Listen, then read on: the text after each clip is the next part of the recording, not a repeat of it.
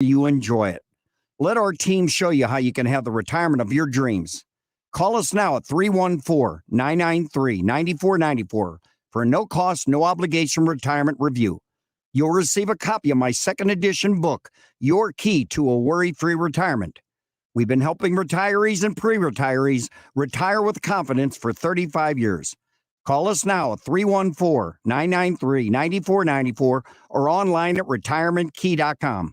Once again, that's online at retirementkey.com. Don't paint, don't Rhino, go Rhino Shield. Never paint your house again. Rhino Shield. Never paint again with Rhino Shield. Listen to what a couple of happy customers have to say. My family's business is over 10,000 square feet, and it did not have the curb appeal I wanted. Our building was really faded. You came out, you gave me all of these options that would fit my building. I don't want to have to paint my building again. 25 years is a long time to not have to worry about the outside maintenance of your building as far as paint. That's a no-brainer. That's why Rhino Shield worked for me. What a wonderful job they did. It's beautiful. They were very thoughtful, kind, considerate guys. Appreciate all the work that these two young men did. Call Rhino Shield, 877-25-RHINO, 877-25-RHINO, or 877-25rhino.com. See what we did there? Genius. Tell them, ladies. Don't paint, don't Rhino, go Rhino Shield. Never paint your house again. Rhino Shield. This is Mark Cox inviting you to check out Odyssey's exclusive music stations like Wake Up and Rock. Hey, that sounds like a good segment for my show. Every station is at your fingertips using the Odyssey app. This hour of the Annie Frey Show is sponsored by The Loading Dock, River Views, outdoor dining, live music, and overnight accommodations. Visit GraftonLoadingDock.com. That is exactly what I needed to hear. Thank God someone here knows what they're talking about. That's us, that's right. Gotta love this American ride. Right, you need to take the time and get the full picture. Come on, turn the radio on. It's Saturday and I won't be long. Don't get me wrong, I love the ladies. I mean, they rip my engine, but they don't belong in the newsroom. It is Anchor Man, not Anchor Lady. What do you want from me? I'm not America's sweetheart. Goodness sake, kid. Keep your voice down. Your father's listening to the radio. I'm not America's sweetheart. This is the Annie Frey Show. Her arms up in the air. He never fired, right? Correct. It wasn't until you pointed your gun at him, advanced on him, with your gun, now your hands down, pointed at him, that he fired, right? Correct. Correct.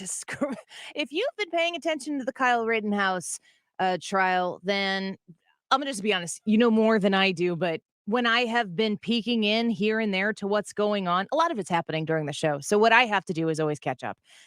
But, oh my goodness, the stuff that is coming out of this Rittenhouse trial is jaw-dropping. And it's important for us to know what this trial is going to bear.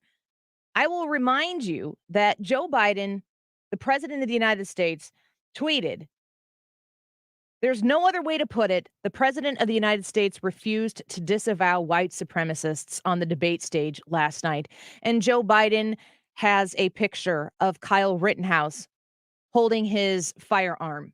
He tweeted out a picture of Kyle Rittenhouse and said that he was a white supremacist when he was running for the president of the United States. So obviously the question is, what do we know about Kyle Rittenhouse? What is he being accused of? What is he literally on trial for right now? And where does candidate Joe Biden get off calling him a white supremacist? Does he have the receipts on that? Can he back up the idea that Kyle Rittenhouse, just a sheer image of Kyle Rittenhouse with a white baseball cap on, turned backwards, holding a scary black firearm? They're all scary, folks, if you don't know what you're doing with them. Is that good enough for this dude to be considered a white supremacist and we're all going to be okay with it? Well, you would think that a trial would bear out that truth or that as false. And somebody who's been watching it like glue stuck to it, at least that's what it appears to me, is Jack Posobiec. And he's with us right now. Jack Posobiec, the man in charge at Human Events, and has an amazing podcast out that you need to subscribe to if you haven't yet. It's a daily podcast as well. He's given us some of his time today. Jack, welcome back to the Annie Frey Show. Good to have you here.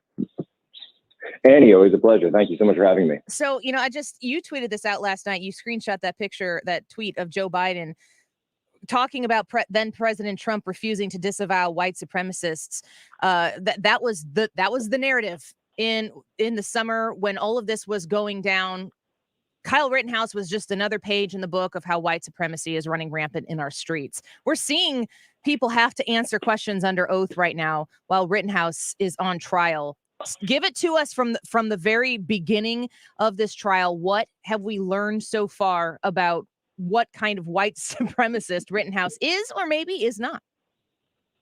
Well, interestingly enough, the connection between Kyle Rittenhouse to any sort of white supremacy has always been illusory. There isn't one. There simply isn't one. And anytime anyone tries to find any evidence of it whatsoever, it completely evaporates.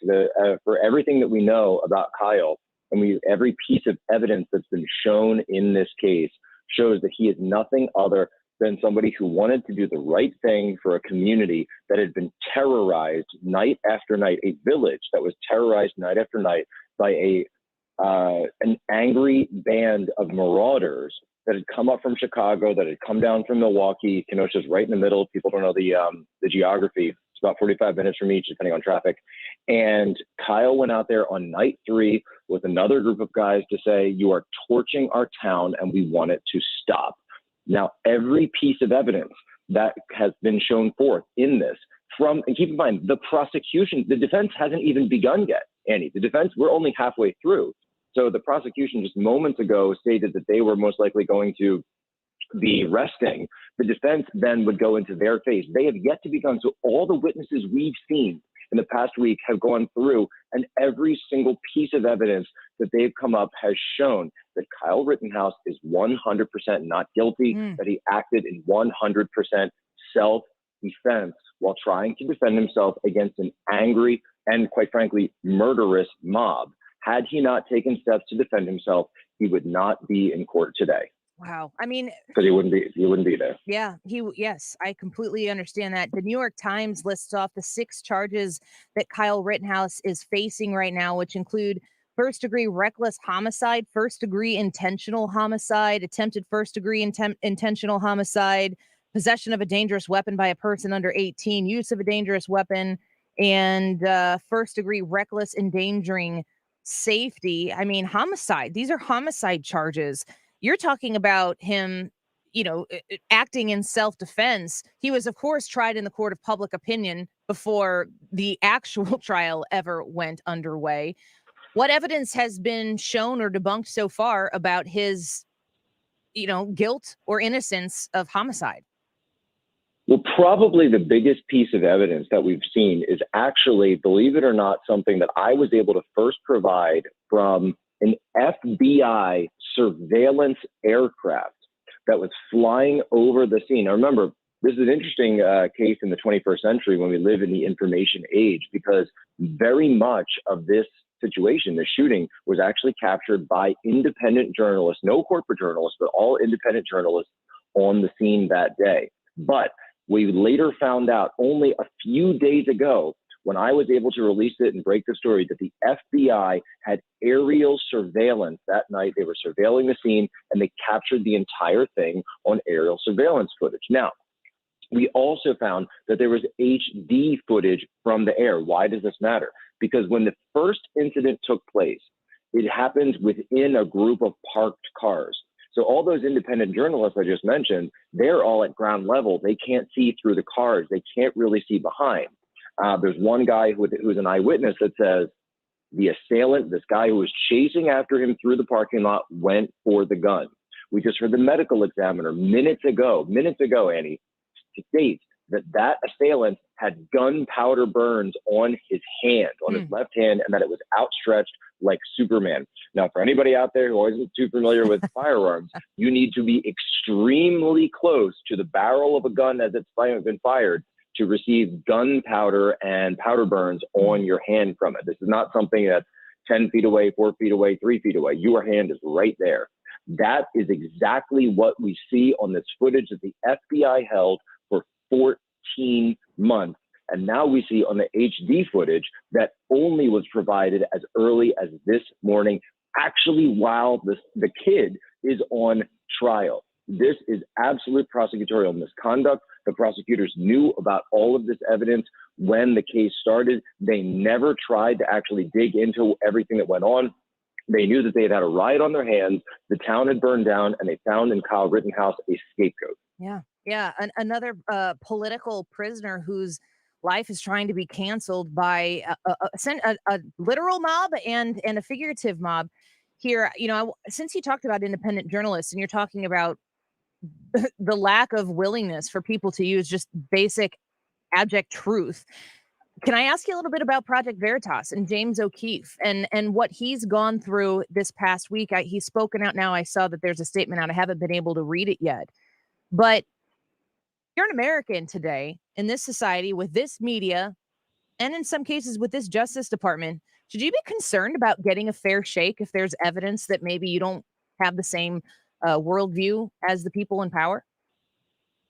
Well, it's very clear, and this is why I was actually very outspoken on the Julian Assange case. Even as a prior Navy intelligence officer who does not, I don't appreciate when people leak classified information. At the same time, I always said that Julian Assange acted as a journalist, and that information that he released is the exact same thing that the Washington Post, the Wall Street Journal, and the New York Times do every single day when they release government information. When it comes to James O'Keefe, exactly the same. We see it again in terms of the First Amendment, his actions, and really, honestly, because they're saying he had a copy of this Ashley Biden diary, he didn't even publish his copy of the Ashley Biden diary. He passed on the story and decided, I don't want to go through with this because A, they couldn't verify it, and B, he wasn't sure exactly what the newsworthiness of it was. Now, a portion of it did leak on another website, but what they are doing to James O'Keefe is simple. He provides information through Project Veritas and all of these other stories and all the other investigations that they do that is detrimental to the political class in this country. And because it is detrimental to the political class, they are now politicizing the Department of Justice the same way we saw under Trump to go after people that they view as class enemies and class traitors. And that's exactly who they view James O'Keefe as. We're speaking with Jack Posobiec, Human Events Senior Editor, on Twitter at Jack Posobiec. I mean, you talk about him providing that kind of information. We're in the midst right now of some massive developments with the Durham probe that's unveiling that there was information that was provided, fake information that was provided, that was put in place specifically to keep a man from becoming the president of the United States. And then it was used to drag him through the entirety of his presidency. It seems like the people who have the power, these elite individuals who are on the innermost ring of the way our country functions, if they want to provide the info that people want to hear, there's a lot of effort to protect them. But people like James O'Keefe and people like you, even, Jack, I mean, you're outspoken as much as anybody is. Do you feel the pressure on yourself to shut up? And does that drive you to speak up even louder?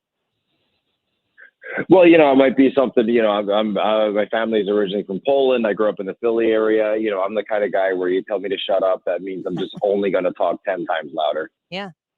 I just think that it's so good that we have some of these different outlets where people like you can communicate your podcast, that people should absolutely check out Jack Posobiec's podcast with Human Events as well, because without your coverage of what's going on with the Kyle Rittenhouse case, without Project Veritas, their coverage of what's going on and various things that many of us don't like. I don't know how many people even knew that this Biden diary existed until this week. It seems like it's kind of a scary time for truth to exist, and we need truth tellers who are unafraid.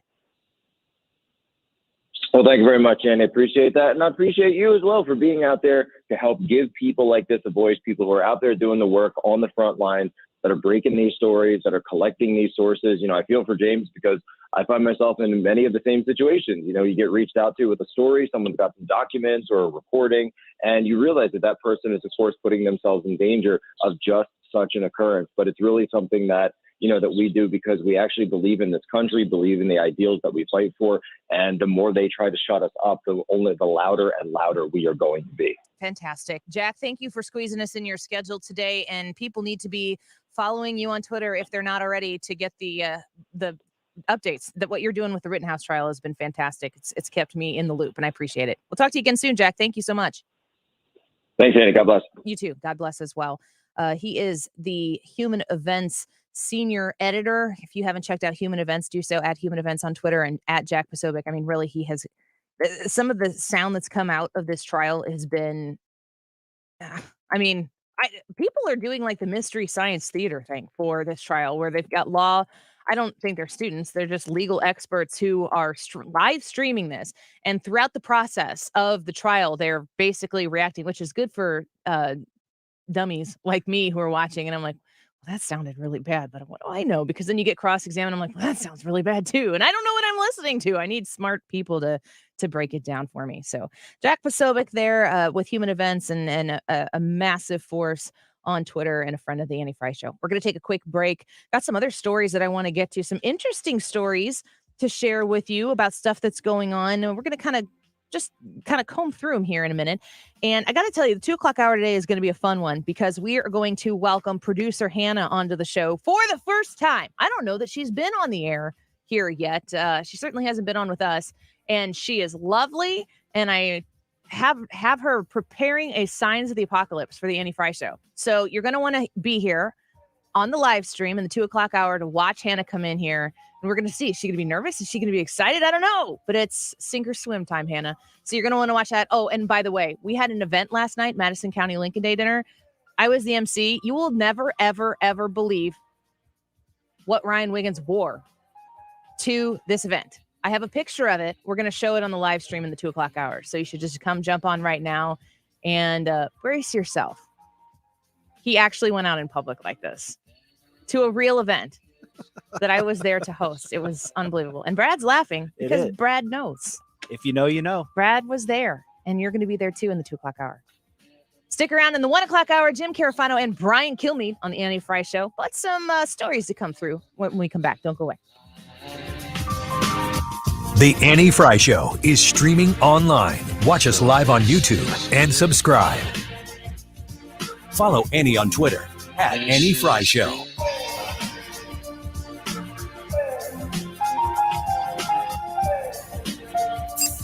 What's really going on in the world?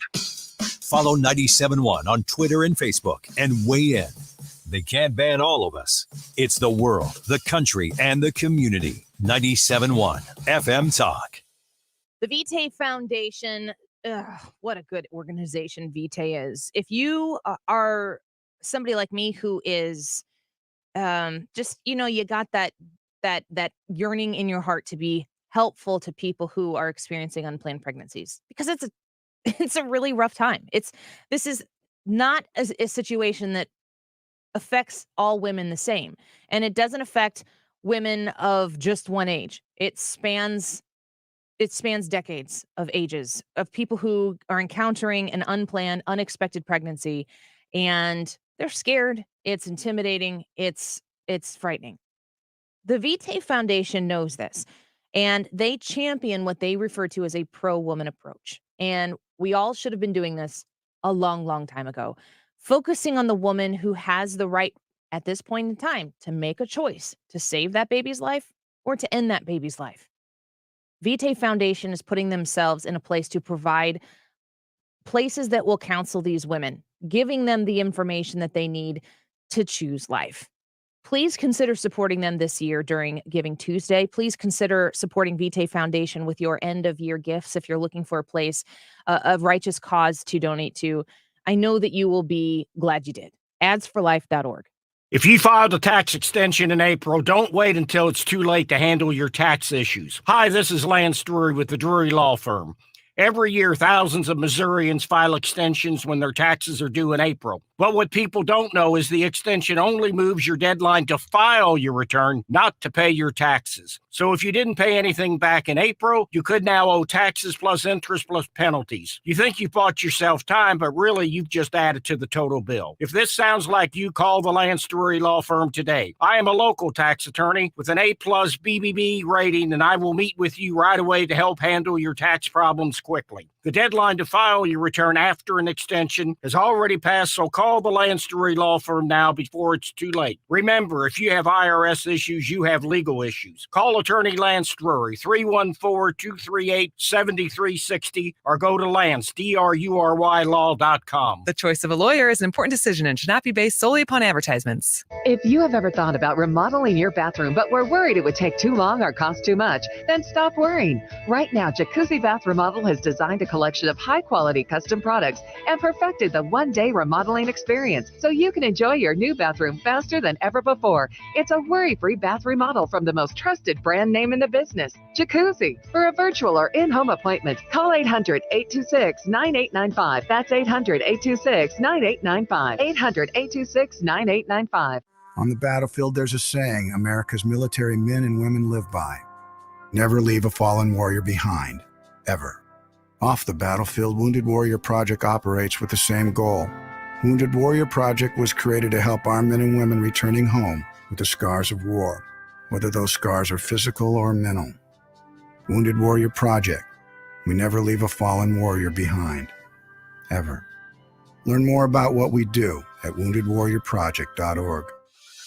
Did you know you can sell any house within just 7 minutes without any fees, commissions, banks, or headaches? ChrisBuysHomesSTL.com is looking to make you a cash offer on your house today, no matter the size or condition. We buy vacant houses, inherited houses, fixer-uppers, beautiful houses, townhouses, condos, and apartment buildings. If you have a house and are just even thinking of selling, visit us at ChrisBuysHomesSTL.com. Leave us your info and we'll reach out to you, ask you some basic questions about your property, and make you a cash offer within just 7 minutes. Remember, when you sell your house to ChrisBuysHomesSTL.com, you get to choose the closing date. To get a free no-obligation cash offer on your house, go online or call us today at 314-782-5000. That number is 314-782-5000. 314-782-5000. That's ChrisBuysHomesSTL.com.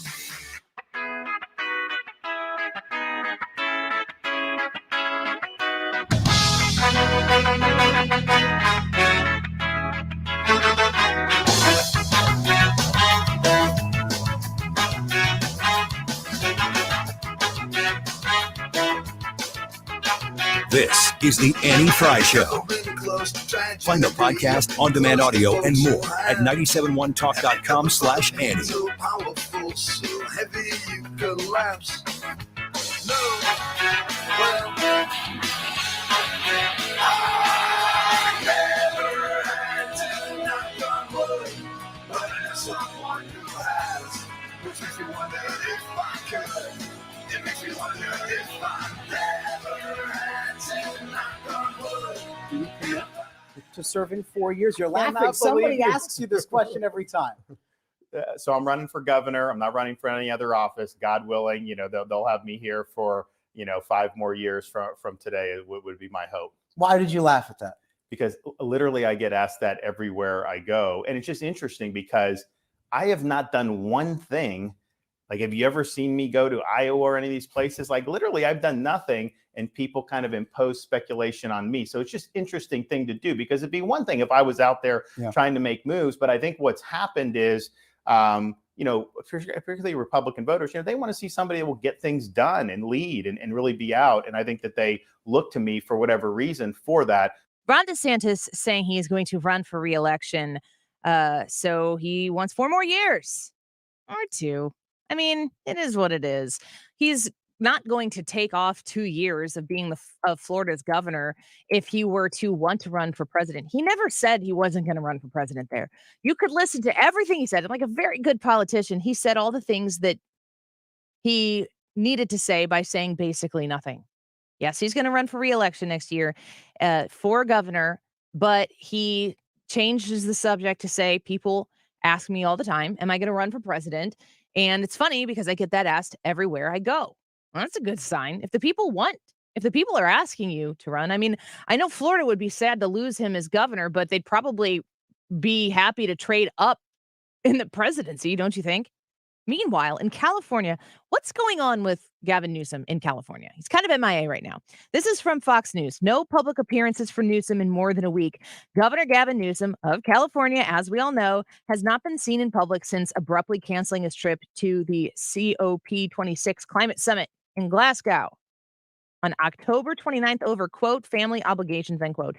Newsom press secretary Daniel Lopez said the governor worked at the state capitol last week and would begin making normal appearances again sometime this week, according to a statement provided to SF Gate. I guess that's San Francisco Gate. Lopez further explained that the governor's cancellation was not a result of the COVID-19 booster shot he received during his last public appearance. The funny thing to me is that when you're reading this story and you're like, well, do I care where Governor Newsom is right now? Not really, not particularly.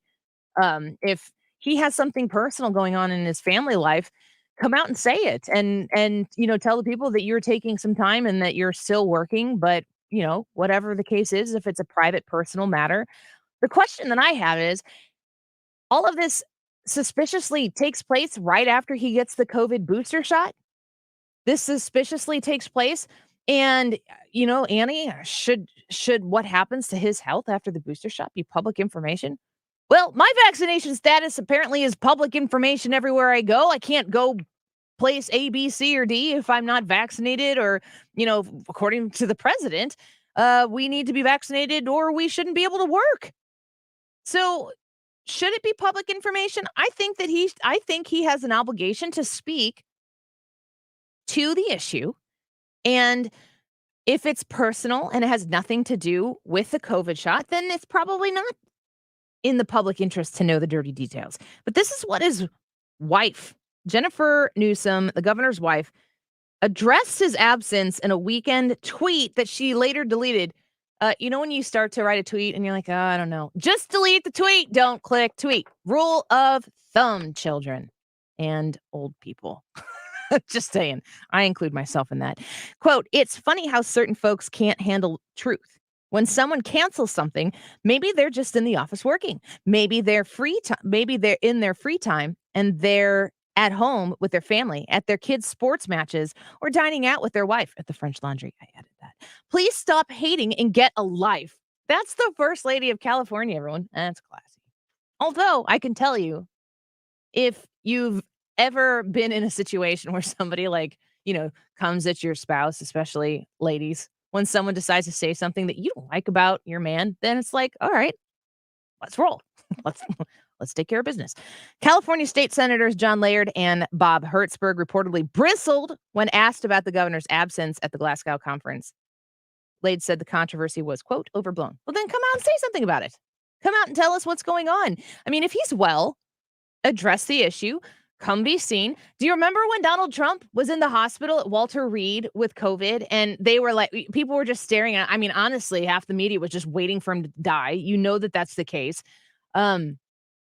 How frequently we would see him or what we would see him do. And the president knew that it was important for him to be seen in a way that showed strength. And so people kind of fall on both sides of this, got in the beast and decided to do a lap around Walter Reed where a bunch of his supporters were sitting. I didn't have a problem with that. I thought it was kind of sweet. But if Governor Newsom is fine, he needs to be seen in a live event and be out there and be fine.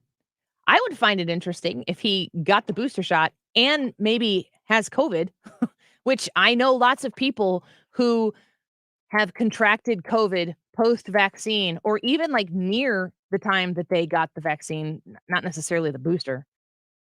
But is it a bad look if he goes to get his booster and then he has COVID? Does he not have COVID? Maybe he's just under the weather and has a cold. Maybe he had a reaction to the vaccine. If he did, that should be part of the news as much as some photo op with cameras and, big pearly white smiles, toothy smiles when they're rolling up their sleeve to get the vaccine. That can't be the only photo op if it ends up going south after the fact. That's part of the story. That's just part of what's true, what's real. But nothing that comes out of any of these political campaigns is really focusing on what's real. It's what they want you to know. So we're going to keep an eye on that. Where is Gavin Newsom? I don't know. His wife wants you to mind your own business, though. There's a part of me that is a wife that gets that, but I'm not a first lady, so I should start acting like one. I bet my husband would like that. I don't know what I would be the first lady of. I don't think you'd be the first lady. You'd be kind of like the governor. No, he'd be the first lady. First dude. What are they calling Kamala's husband? I have no idea. I feel like I've heard that. Second dude was like talked about playfully, but I don't. I would 100% want to be the first dude or second dude if that's what it was. You know, if my wife became president, which I think she would run from very quickly. Oh, I was going to say, are you for that? I mean, I would. Terry for president? Terry would be a great president. I'm just calm, level-headed, great values, great. You know, she would be right for it, but she just wouldn't want that job. Some people do. I need to ask. Go peek at Hannah real quick and ask Hannah if any of her stories have to do with the elf on the shelf. And I'll put this one here under the pile because I don't want to scoop her story. Shaq, this is an interesting one. Shaq adds thousands to reward for info on alleged cop shooter in Georgia. So Shaq, I mean, are there more than one Shaq? No, Shaq is Shaq. He's a one-word name. Shaquille O'Neal and investigators in Georgia are offering a $30,000 reward for information on an armed and dangerous man who allegedly shot a police officer last week. Henry County police officer Paramhands Desai, I hope I'm saying that right. I'm probably not. My apologies if I butchered that. 38 years old, had responded to a domestic disturbance call around 6 p.m. Thursday in McDonough, Georgia, and was attempting to make an arrest. The suspect, identified as Jordan Jackson, 22 years old, allegedly shot Desai and fled the scene. Quote, the suspect pulled away and produced a handgun and allegedly shot the officer multiple times, resulting in serious injuries. Former NBA player Shaquille O'Neal attends the unveiling of... Oh, this is a different thing. This is a picture. Desai was transported to Grady Medical Center and still working on getting him well. He's married, has 2 small kids, and Shaq has stepped in and added $30,000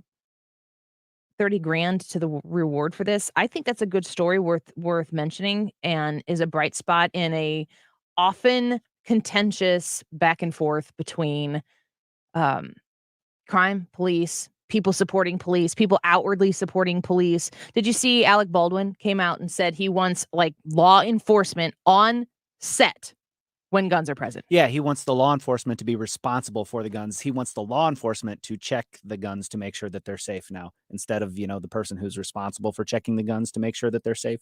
Well, it's a step up. I mean, at least he's acknowledging that law enforcement would be capable of doing that and would make the situation safer for everybody involved, right? Yeah, I think it would.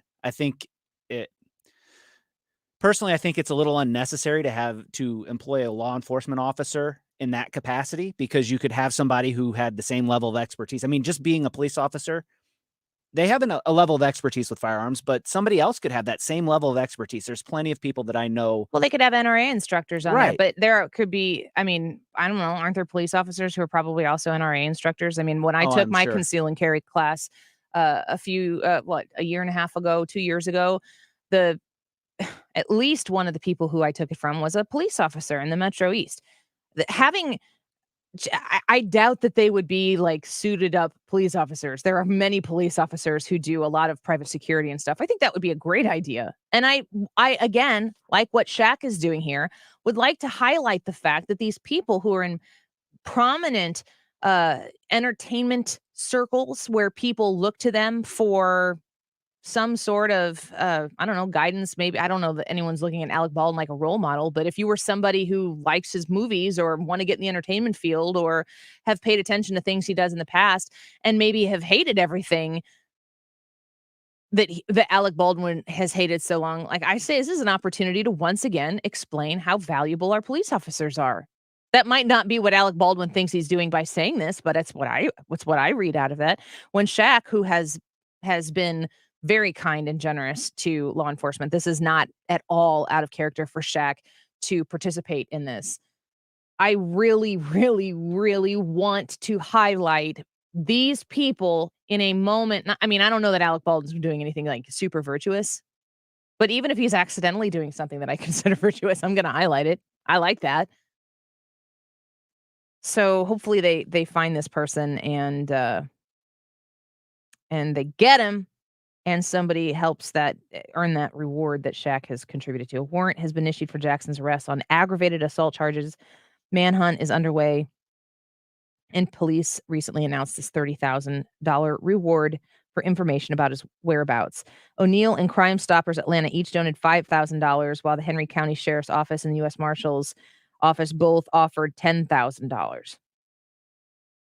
Isn't it nice to know that there are people out there in this sphere, the entertainment sphere, that are doing good things? I think it's important. And I am going to continue to talk about them whenever I get the chance. All right. I'm going to say this probably for the 2:00 hour, but the Elf on the Shelf has been banned by a Georgia judge. And I have strong feelings about this. And I know that the elves are scurrying about and are probably very close to making their appearance in homes all across the world, because these elves are very important to the process. We're going to very carefully talk about that at 2:00 because, like I said, I got feelings about it. I got feelings. We're going to get them off my chest. When we come back, Wiggins America, OSHA regulations in states that are trying to disband themselves from it. Are they going to have success? Brian Wiggins tells us all about it here in just a minute. Don't go away.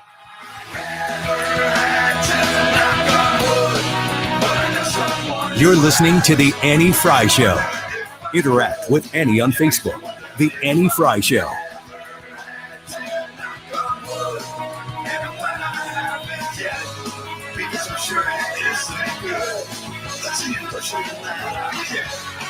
The Mark Reardon Show. Right now, we are joined by the Attorney General of Missouri, Eric Schmidt. The pathway to tyranny is paved with emergency orders that never go away. And you can guess what's coming next. It'll be climate change. Weekdays from 3 to 6. You're listening to the Annie Frey Show live from the Air Comfort Service Heating and Cooling Studio. Air Comfort Service is celebrating 52 years of residential and commercial service, maintenance, and installation of heating and cooling systems. Get in your comfort zone. Visit aircomfortservice.com. Hi, this is Ken. And Lori Heisey of Heisey Advisory Group. We're dedicated to helping individuals and families work toward their financial goals. If you're retiring soon, join us Saturday at 9:30 a.m. for your Retirement Highway. Investment advisory services by individuals through AE Wealth Management, LLC. Retirement Advisory Group, Thomas Helbig, the guy that you need to know for 35 years, has been helping people just like you get ready for retirement. You've been getting ready for retirement. You've been preparing yourself for retirement, and now you are very close.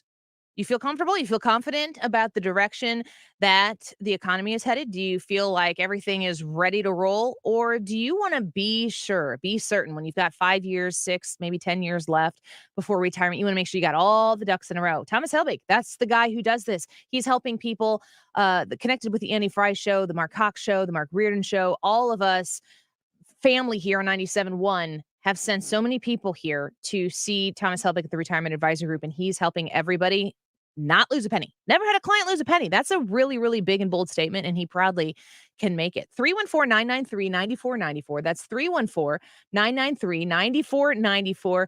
Call Thomas. Tell him Annie sent you.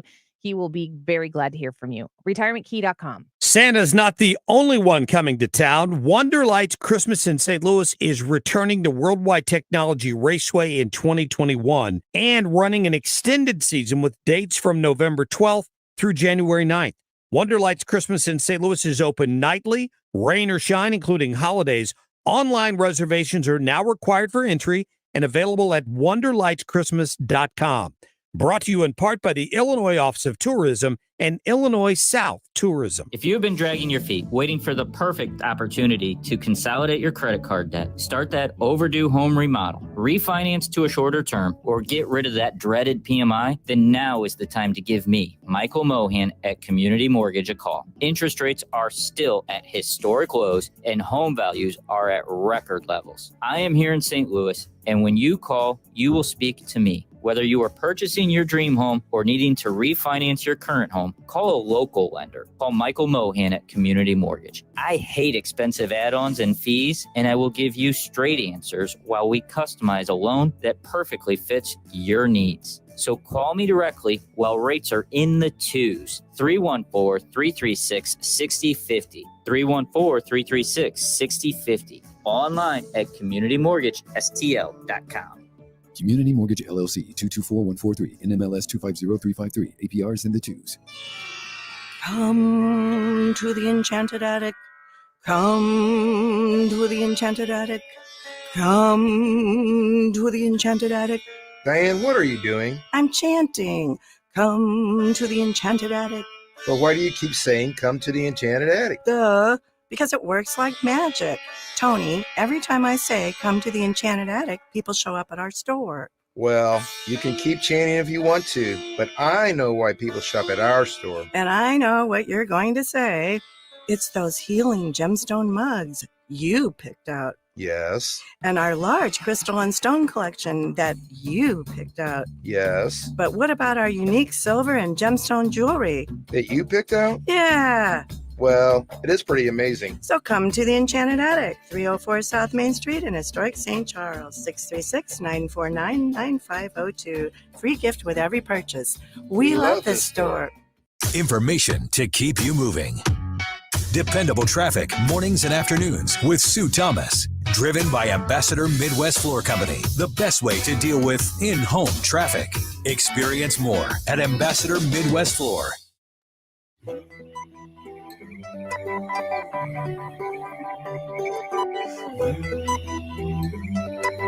You're listening to The Annie Frey Show. Follow Annie on Twitter at Annie Frey Show.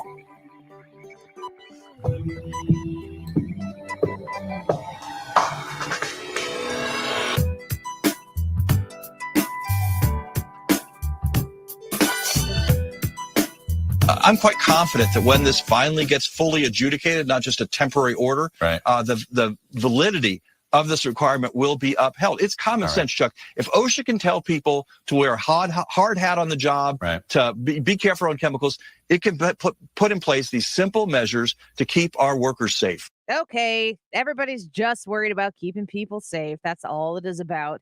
What about in Wiggins, America? Wiggins! Ryan Wiggins, I have teased in the 2 o'clock hour. We are going to show people what you wore to the event that I hosted last night on the live stream. I don't know why people be interested in that. It was something very normal. Very common it's normal to wear. In Wiggins. It was normal, maybe. I mean, if I'm being perfectly honest, Don't it was tease it too normal in much. 1992. Careful. Okay. That's all I'll say about it then. I was giving the tease. You can't. Don't give away the don't cow. scoop the What's tease. what's the thing that moms tell their daughters? Oh, it's the old The don't milk and the give away the cow. milk when you got a cow. That's absolutely it. That's what you were saying, Maybe right? that's why a whole generation is messed up. Even close. Oh my gosh. I don't know. My mom said something about a cow. Yeah. Don't And give away milk. free milk when you got a cow in the backyard. Why would you buy the cow when you can get the milk for free? Yep. That's what I said. You know. So this is loaded. Let's get to it. Here's a quote to start it from Governor Ron DeSantis of Florida. He says, quote, "We're going to do something in the special session that is going to put people's minds at ease. It's going to save their jobs." This is, of course, referencing the vaccine mandate now handed down by OSHA. There's a lot going on with this. And apparently the headline here is that Florida will consider removing itself from OSHA. When I saw that headline, I asked the same question you're probably asking now. Can Florida do that? Can states just remove themselves from a federal agency? Apparently, Florida thinks they can. Here's a quote from the Speaker of the Biden House. sure is doing a lot of things. He's just like, I don't think Well, I mean, we can. Why wouldn't we try? Isn't that where we are? Yeah, let's try it and see if it works. Somebody stop me. Yeah. Here's a quote from the Speaker of the House, and the Senate President is on board with this too. So it's not just the governor; the whole couple branches there of Florida government is on board with this. He says, this is Sprouse, the Speaker of the House, says, "If OSHA, the Department of Labor and OSHA, is going to be weaponized in a way to hold hostage businesses throughout the state of Florida, no problem. We want a different plan. We want out of OSHA. We'll submit our own regulatory authority and say goodbye to the federal government. Okay. Unquote. Say goodbye to Wait, the federal government. Are they seceding? That quote certainly sounds like it, doesn't it? They need to do the China thing and add more land. Yes. Do you know what I'm saying? Yeah, build some islands off of Key West. Can I have a Florida annexed plot? It doesn't even need to be big. It's yeah, well, you got to just buy a bunch of milk cartons, back to milk. Ryan Wiggins, America would be about milk. This is not surprising at all. No, it's a floating island. That's what they built in the South China Sea, was floating islands. Mhm. And so, yeah, you could do that. Just claim sovereignty. It's kind of what Florida's doing. Go for it. I mean, really, that's a remarkable quote. So did they sit down in a room and be like, so about this federal government thing? I mean, it sounds like they are all in agreement that they are going to remove themselves from at least OSHA. And this quote, let me read it again. We'll submit our own regulatory authority and say goodbye to the federal government. That's the quote from the Speaker of the House of Florida. There's precedent for this. There's already a state that has done this, not in response to vaccine mandates, but they did it already in the past. Arizona has an organization called ADOSH, which is Arizona Division of Occupational Safety and Health. And they mostly abide by OSHA, but they're not under the authority of OSHA, apparently. You know, we spoke with Paul Larkin yesterday, who is a fellow.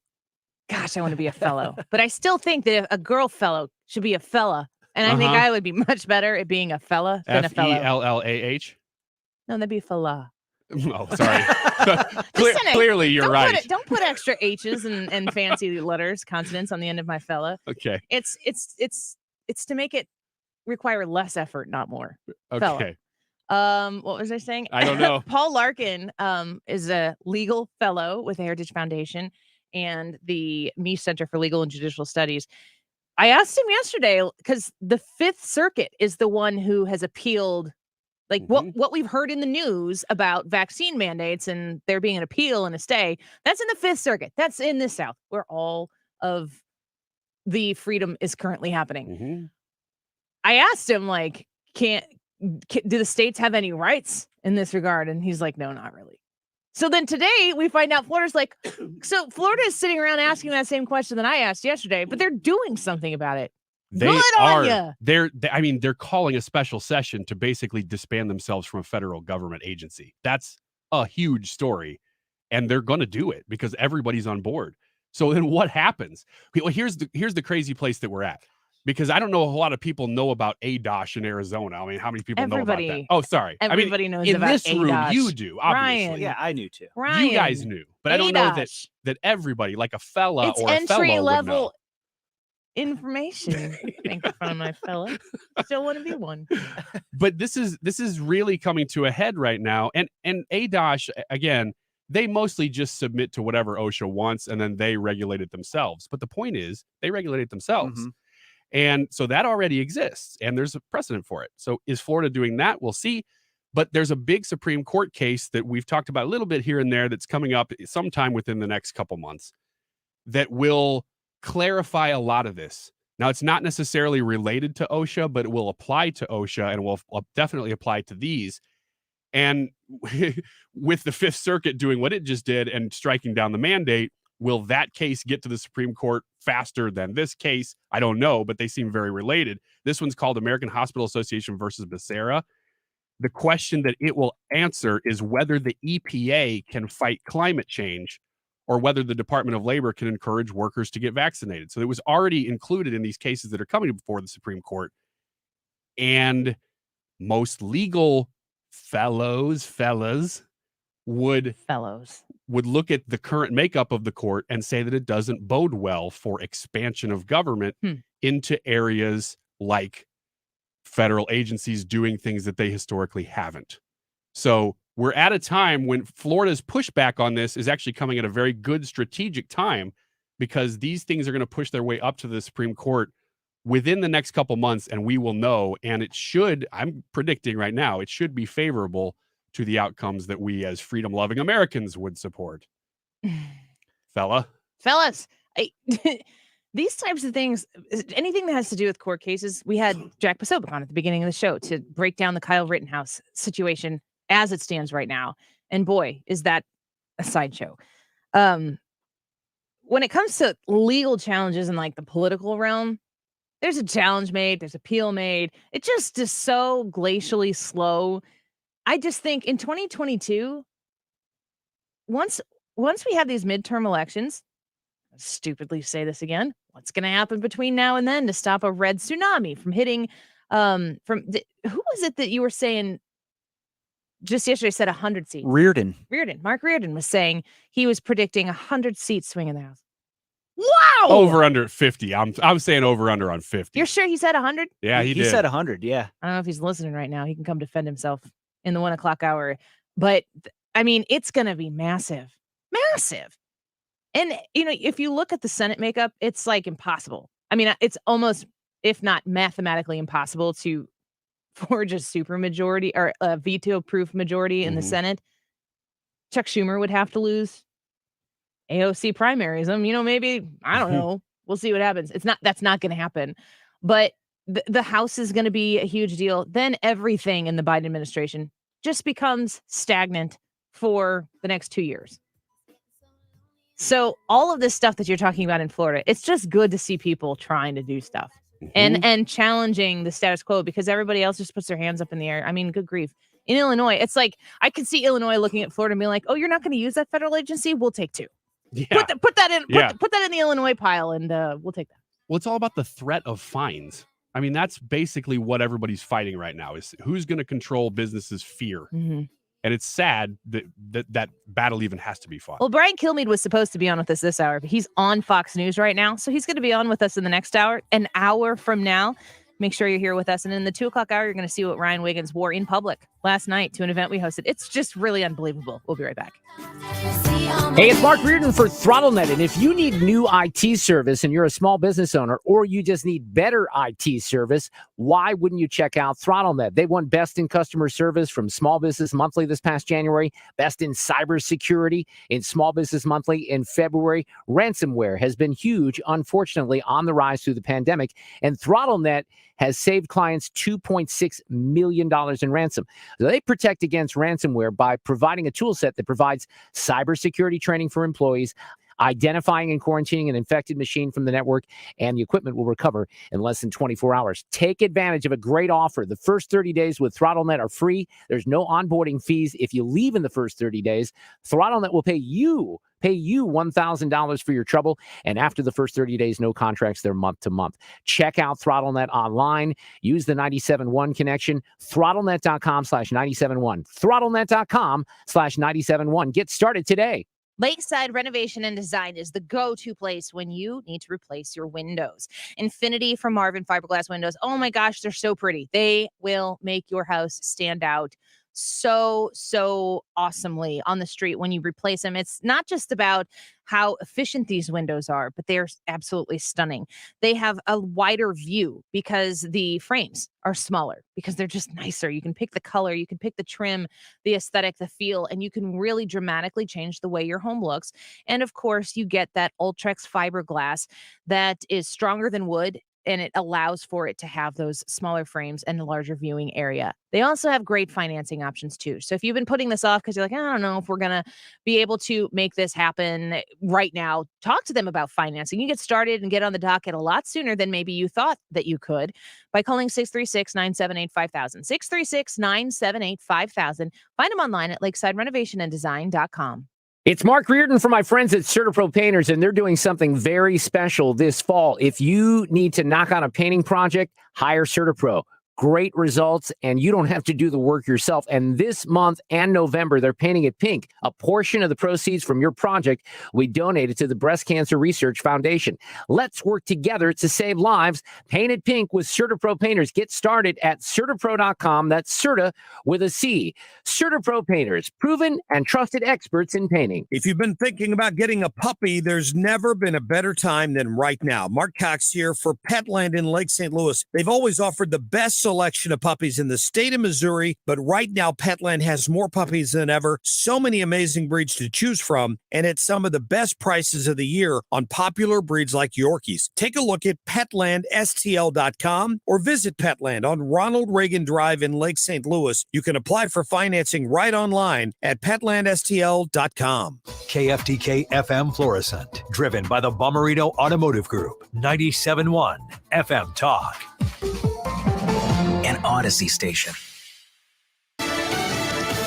A rebound is coming. I'm Lisa Brady, Fox News. Holiday travel expected to bounce back this Thanksgiving. Get ready for some travel turbulence this Thanksgiving when an estimated 53.4 million people are expected to leave home. That prediction from AAA would be the highest single-year increase since 2005. It's a 13% jump from last year and within 5% of 2019, so nearly back to pre-pandemic levels. Air travel way up, but 90% expected to go by car. Fox's Lillian Wu. The holiday rush setting in just as the U.S. is newly reopened to international travelers and with many companies still facing staffing shortages.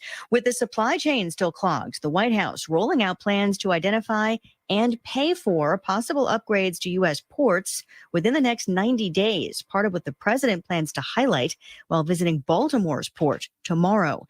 Attorneys for the first wife of real estate heir Robert Durst are demanding justice and asking why it took so long to charge Durst with her murder. Fox's Gernal Scott has this live. Lisa, James McCormick at a news conference questioned the nearly 40-year time frame for an indictment of Durst in the murder of McCormick's sister Kathleen, Durst's first wife. McCormick accused prior DAs in Westchester County, New York, among others, of standing down in the case and contributing to the delay. McCormick family attorney Robert Abrams says they will go after anyone tied to it. Lawyers, prosecutors, police. Abrams says he plans to present evidence next month. Lisa. Thanks, Gernal. The prosecution has just rested at the trial of Kyle Rittenhouse, who's claiming self-defense after killing 2 men, injuring a third during riots in Kenosha, Wisconsin last year. America is listening to Fox News. I struggled with symptoms like frequent gas and stomach pain for years. I was bloated all the time with daily diarrhea. At first, I thought it was what I was eating. I kept thinking it was stomach issues. So I did my research and talked to my doctor, and we finally uncovered the truth. It was actually EPI. Exocrine pancreatic insufficiency, or EPI, is a condition where your pancreas is unable to help break down your food. It can lead to symptoms like diarrhea, gas, bloating, stomach pain, unexplained weight loss, and oily stools. And EPI symptoms can be confused with those of other common digestive conditions, like irritable bowel syndrome, Crohn's, and celiac disease. So getting to the right diagnosis meant being more open with my doctor about the severity of my symptoms and how often they were happening. But there's good news. EPI is manageable, so don't wait any longer. Use the symptom checker at identifyepi.com and schedule a visit or call with your doctor to ask, could I have EPI? Sponsored by AB. Air Comfort Service Heating and Cooling Weather with Chief Meteorologist Dave Murray.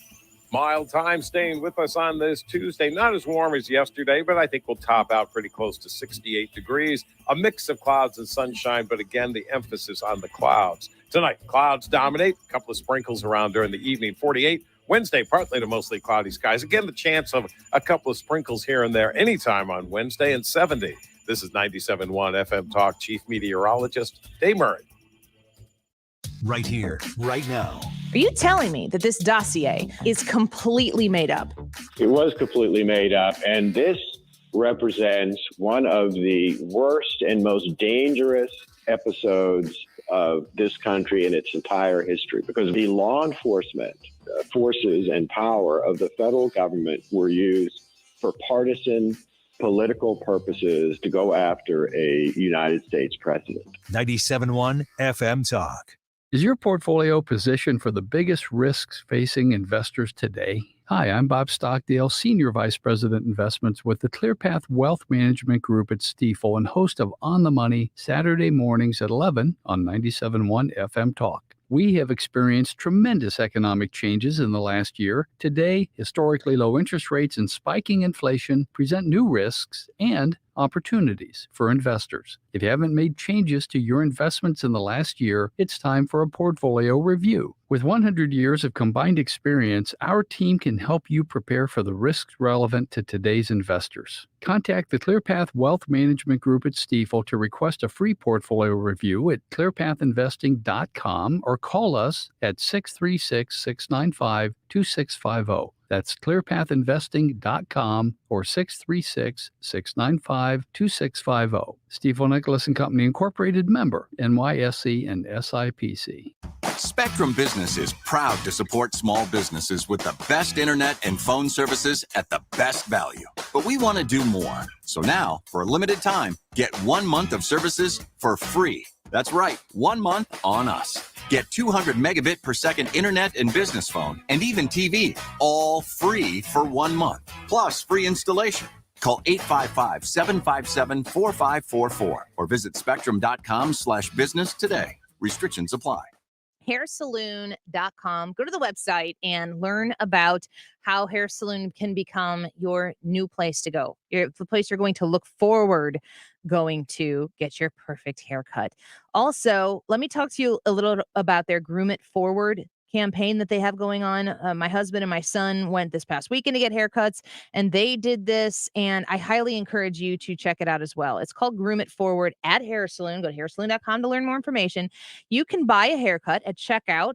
You can purchase a classic men's haircut for a deserving hero as a way to say thanks. They're going to hang a flag to recognize your gift and pin your receipt to the corkboard, and then they will give that forward to a veteran and make that Veterans Day.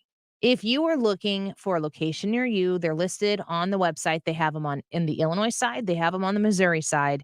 And you are going to get treated the way a man should be treated when he goes to the saloon, the hair saloon for men. Find them online at hairsaloon.com.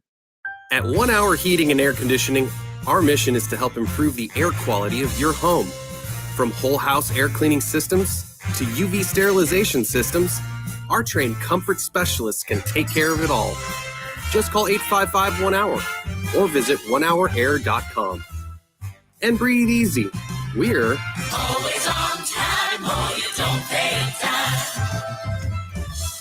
independently owned and operated, licensed in their respective state or county. Download the Odyssey app to discover hundreds of new exclusive music stations available now. For music fans, by music fans. Music stations specific to your taste, now available through the Odyssey app. It's all at Odyssey.com. This hour of the Annie Frey Show is sponsored by The Loading Dock, Riverviews, outdoor dining, live music, and overnight accommodations. Visit GraftonLoadingDock.com. That is exactly what I needed to hear. Thank God someone here knows what they're talking about. That's us. That's right. Gotta love this American ride. Right, you need to take the time and get the full picture. Come on, turn the radio on. It's Saturday and I won't be long. Don't get me wrong, I love the ladies. I mean, they rev my engine, but they don't belong in the newsroom. It is Anchor Man, not Anchor Lady. What do you want from me? I'm not America's sweetheart. Goodness sake, kid. Keep your voice down. Your father's listening to the radio. I'm not America's sweetheart. This is the Annie Frey Show.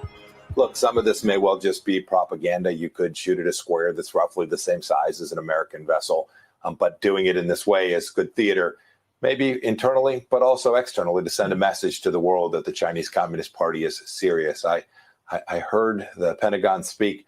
I hope they're right. I've seen no indication that they are prepared to confront the Chinese Communist Party on these issues. Martha, you'll remember we saw our team pushed around in Anchorage. We've watched the Chinese ignore what the administration says is their top priority on climate change. The Chinese Communist Party is intent on conducting cyber attacks across the world, coercing countries around the world. We need to take this threat seriously, and platitudes from the Pentagon about this simply aren't going to get it done and aren't going to convince Xi Jinping, the leader in China, to behave differently. Mike Pompeo there talking about the threat that is or isn't China. our preparedness to absorb any type of threat that they might push our way and to respond with an equal or appropriate force in return? Are we ready? Are we willing? Are we capable? I think a lot of people are seeing, the story that makes it on to the television where they're showing United States ship-shaped targets that China can now fire at. And they're saying right now that China has now surpassed the United States to become the world's #1 Navy. I don't really know how these things are measured, but I don't like the sound of it. And it seems as though of all of the things that could be preoccupying the time and the brain space of the Biden administration, this should be pretty high on the list. Just a thought. This would maybe be up, number one of what we should be concerned about and preparing for. Jim Carafano would know. He joins us right now. He is a leading expert in national security and foreign policy at the Heritage Foundation. He's with us each week. Jim, welcome back to the show. Great to have you here. I have answers for all your questions. Yeah, well, just lay them on me. Lay them on me. Well, you called me. So first of all, I can tell you exactly how well prepared I am. The index of U.S. military strength, and we've been doing this for I think 8 or 9 years now. And what we do is we look at the military in exactly the same way every year. And so we give you exactly the same grade. The scale doesn't move. And what we look at is the capabilities that the U.S. military has. We look at the capabilities that our adversaries have, like the Chinese. And then we look at, where we would have to fight them, right, in Asia or Europe or whatever. And then we give you a grade on how well we're doing. And the answer is we're kind of marginal. And a big reason for that is not because the Chinese are 10 feet tall, because unlike the Chinese, the United States is a real global power with global interests and responsibilities, and we have to be able to deter the Chinese and the Russians and the Iranians and the North Koreans. And so, we have just a much bigger job at that. And I would say we're okay, but here's the problem. There's two problems. One is we're standing still. The Chinese are not. I mean, they're not playing around with, attacking an outline of an aircraft carrier. They want to build the capability to attack an aircraft carrier. And the other problem is we're standing still. And what is our president doing? And if you look at the budget that our president submitted for the Defense Department, it did not even cover the cost of inflation. Now, this is a guy who wanted to spend $5 trillion, but he wanted to spend that money on everything but defending this country. So the answer to your question is we're in an okay place, but we're not getting better. And the guy is in charge. He doesn't care. So I think that's pretty much where we are. That's rough. We're speaking with Jim Carafano with Heritage Foundation. Are you of the mind that the policy priorities of the Biden administration undermine the administration's willingness to keep us safe? Well, the problem, of course, is these policies actually encourage the bad guys. It's like if you were a marathon and you were way ahead and you stopped at mile 10 and sat down and had lunch, and the guys behind you knew that, what are they going to do? Are they going to sit down and have lunch, or are they just going to, pick up the pace? And the reality is when you say, oh, well, I'm not going to spend any more on defense, not really a priority for me. I'm super obsessed about climate change to the point that I'm going to hamstring my own economy. I'm super worried about being woke and whether there are a sufficient number of women in the Afghan command and control headquarters. If you're the Chinese, you're going, oh look, here's a president who is distracted and indifferent to the threat that we pose. So what are you going to do? You're gonna double down on what you're doing. So yeah, I do think that this president has made us less safe. The irony is, I saw a thing the other day, somebody said that, oh, poor Joe Biden, what other president has had to deal with all these problems? My answer to that was if Joe Biden had come in office on day one and done absolutely nothing, literally nothing, he just said, just let the government run the way it's going, he would have been the most successful president in modern history. And people would have thrown roses at his feet because he was so incredibly successful. But because he's actually tried to lead this country, but he's leading it in the wrong direction, that's why he's having problems, because he's doing everything wrong. It's that simple.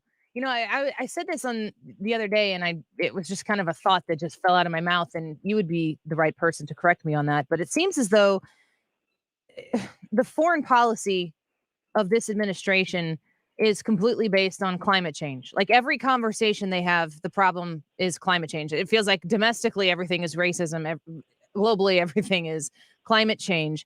And they engage in foreign policy with other nations based on the conversation surrounding climate change. But the people who they would really, if they really cared about this issue, really need to be talking to, they're not talking to them at all. And those countries like China and Russia and some Middle Eastern countries, they don't even participate in this climate change conversation that seems to be the leading thing that they want to talk about on the global stage. The only issues that truly animate them on foreign policies are the issues that reinforce their domestic policies. So they not talk about global climate change because climate change is what they're using to drive reshaping our economy and our society. They like to talk about gender and equity issues, right? So they're all obsessive about, how many women are in the Taliban government because those are things they want to cram here at home. So it's only the issues that reinforce their domestic policy that they have any interest, which actually runs completely counter to even their own rhetoric. They said, we're going to be the human rights. We really care about human rights. That Trump guy, he hated human rights, but we love human rights. We care about human rights. We are less than 100 days away from the Beijing Olympics, in which the country that's hosting the Olympics is not only committing the greatest genocide of modern history, but they're actually accelerating and doubling down on the genocide as we speak. And the Biden team's just watching, NBC commercials about how wonderful the Olympics are going to be. So, Cuba almost had a revolution, and the Biden guys just sat there and said, oh, who cares about democracy? So they're getting ready to host. They're going to host a conference of democracies when they haven't even supported democracy in Cuba or Iran or China or any other place. So it's a bit of a dumpster fire that ran into a train wreck that, hit the Titanic, and it's all going down. On the Hindenburg. We're speaking with Jim Carafano right now, leading expert in national security and foreign policy.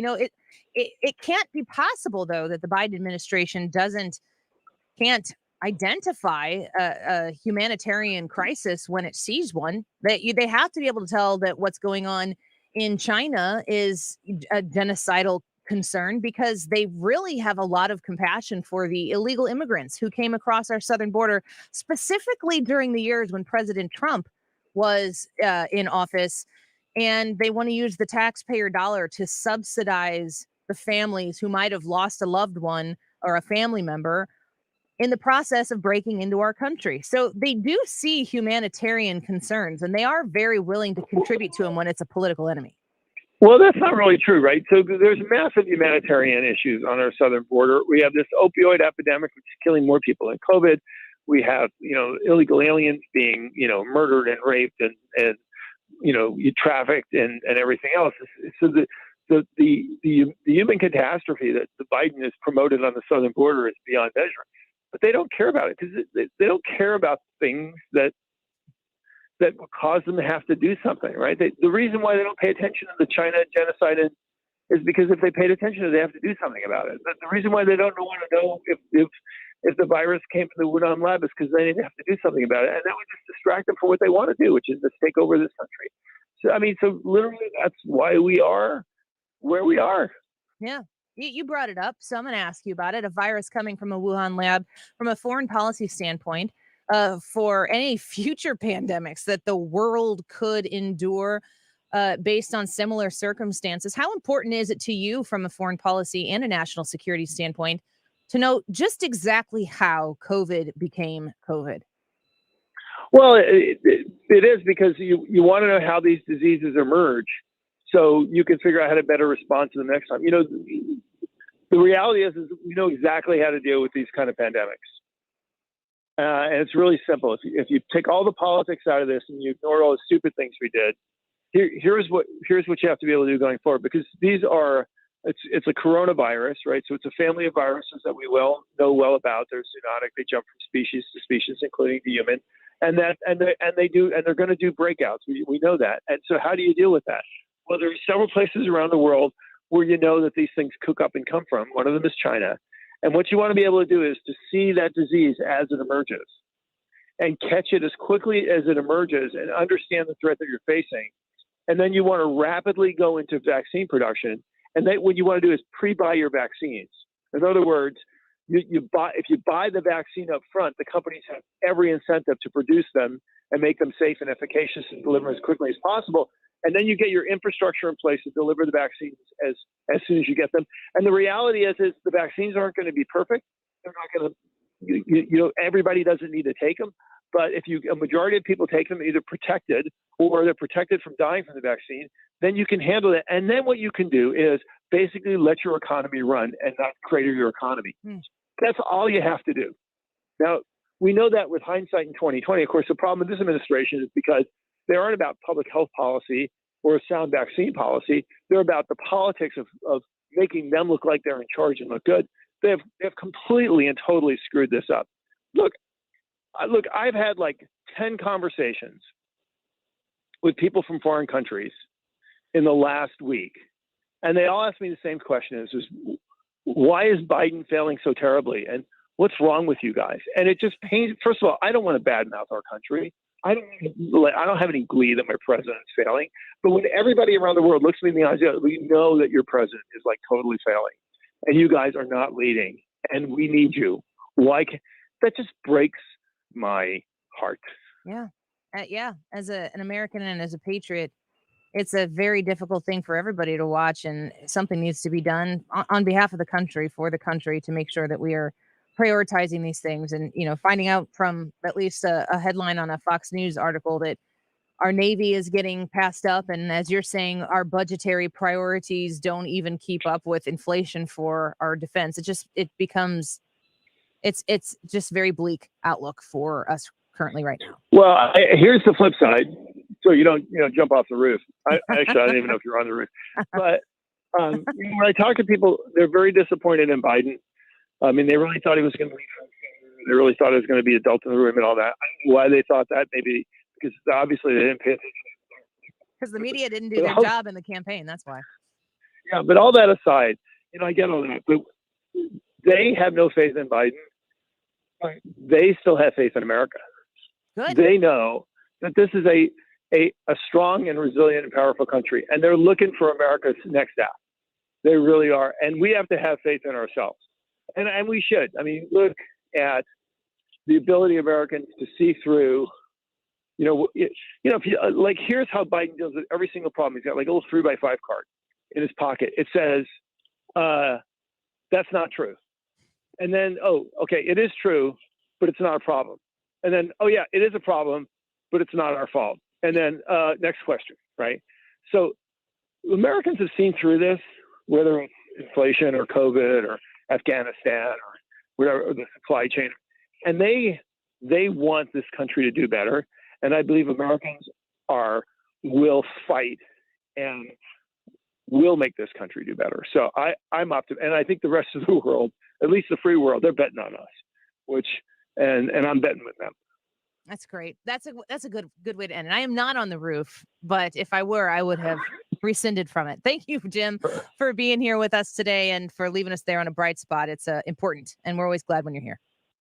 Thanks for having me. It's a great show. We'll talk to you soon. Jim Carafano, leading expert in national security and foreign policy at the Heritage Foundation.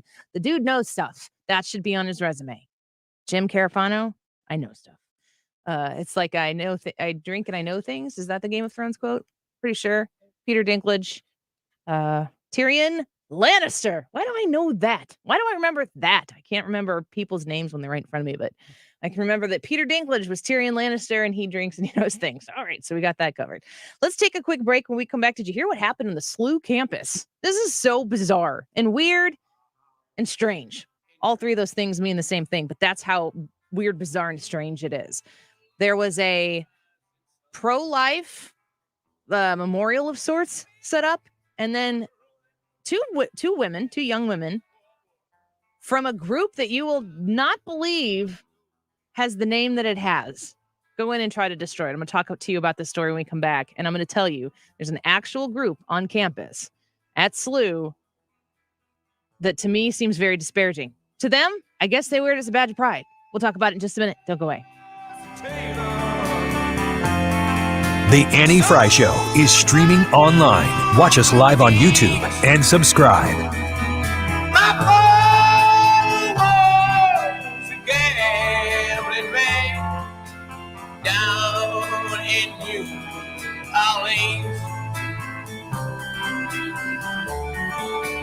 It's not about left versus right. It's about wrong versus right. Where St. Louis comes to talk. Right here, right now. This is 97.1 FM Talk. Oh, how I just love the Closet Factory. And when I go into my master closet every morning, I am greeted with just a pleasantness because there's a place for everything. And let's be honest, not everything is always in its place still in the closet, but there is a place for everything. And if I wanted to put it back like a grown adult, responsible adult, I would have a place to do it. I'm busy. Leave me alone. Anyway, they have done wonders in my house when it comes to giving me more calmness to my life, a sense of organization, which is very important when you're a busy person or if you got a lot of humans in your house and you're trying to keep all the things straight. What about your garage? I know a lot of individuals, maybe us too, have a garage where there's things leaning up against the wall, laying on the floor. You've got that extra bay in your garage and it's just got stuff sitting there that you use, but you got to unpile all of it every time you want to get to that other garden tool. They can help you with that too. The Closet Factory is your solution for custom organization. They have a system for every room in your home and for every need that you might have specifically unique to your living space. Call them at 314-961-4300. That's 314-961-4300 and get the process started today. Tell them the Annie Frey Show said hello and that they are still my favorite and I think about them every day and they just make me happy. You can visit them online and learn more about all of the different things they can do for you at closetfactory.com.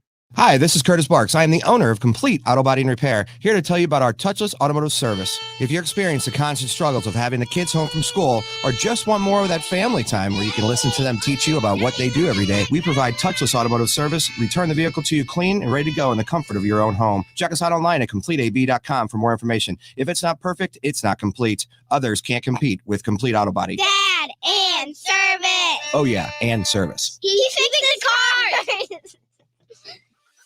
Did you know you can sell any house within just 7 minutes without any fees, commissions, banks, or headaches? ChrisBuysHomesSTL.com is looking to make you a cash offer on your house today, no matter the size or condition. We buy vacant houses, inherited houses, fixer-uppers, beautiful houses, townhouses, condos, and apartment buildings. If you have a house and are just even thinking of selling, visit us at ChrisBuysHomesSTL.com. Leave us your info and we'll reach out to you, ask you some basic questions about your property and make you a cash offer within just 7 minutes. Remember, when you sell your house to ChrisBuysHomesSTL.com, you get to choose the closing date. To get a free no-obligation cash offer on your house, go online or call us today at 314-782-5000. That number is 314-782-5000. 314-782-5000. That's ChrisBuysHomesSTL.com. Get Diamonds Direct's unbeatable price, plus an extra 20% off virtually everything. Yes! It's happening next weekend, November 19th through 21st. 3 days of spectacular store-wide savings. All rings, all earrings, all pendants, all bracelets, all on sale. This is the biggest and last sale of the year. The one where they break all the rules. The selection is like double the norm. Designers are here with their entire lines, all at the absolute lowest prices of the year. Plus special financing next weekend. Details at DiamondsDirect.com. I live in 270 at City Place. Hello, Marvin Mitchell here from Compass Retirement Solutions. Did you know that the average 3-year CD rate in the area was less than 1%? That's why we are excited to offer you several accounts that are short-term and pay better than bank rates. For example, we currently have a 3-year account paying 2.4% and a 5-year account paying 3.5% per year guaranteed. What a great place for your lazy money. You know, the money that you don't plan to use for the next 3 to 5 years. Now, terms and conditions do apply. So for more information, call 314-373-1598. Again, call 314-373-1598. This is Marvin Mitchell, and we would like to put your lazy money to work for you. Call 314-373-1598. Guarantees are backed by the claims-paying ability of the issuing insurance company. Rates can change without notice. Investments and services offered through Compass Retirement Group, a registered investment advisory in Missouri and Illinois.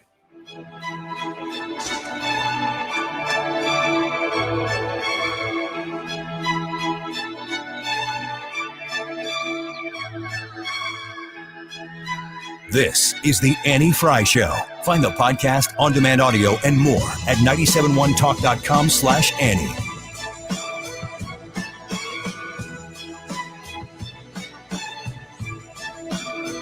Cause it's a bittersweet symphony that's life.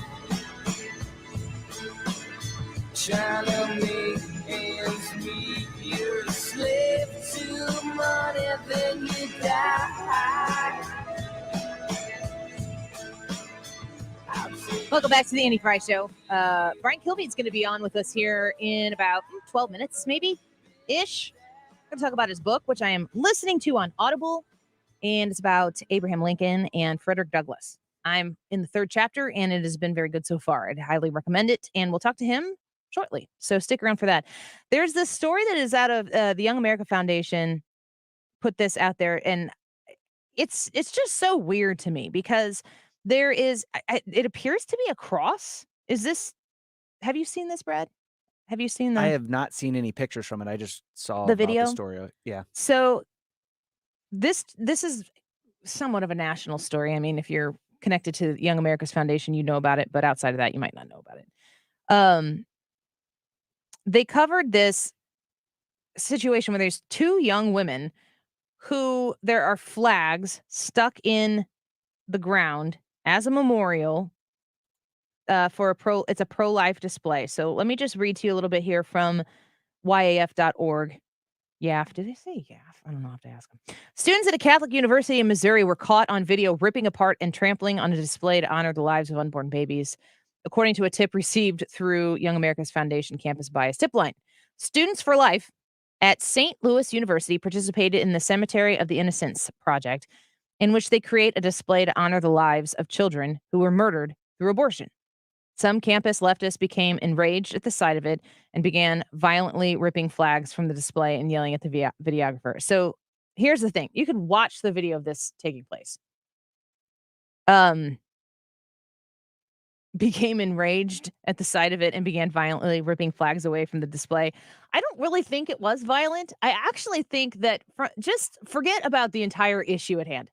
There were flags placed in the ground to acknowledge the lives of the unborn who were lost to abortion. They just walk through the thing and they like kind of kick it and they reach down and they pick one up and throw it and pick one up and throw it. Like, there would be a much better, methodical, more impactful way for them to have ruined this, but they just were kind of prancing around in it and being very flippant and very, I guess, upset about the fact that this thing existed.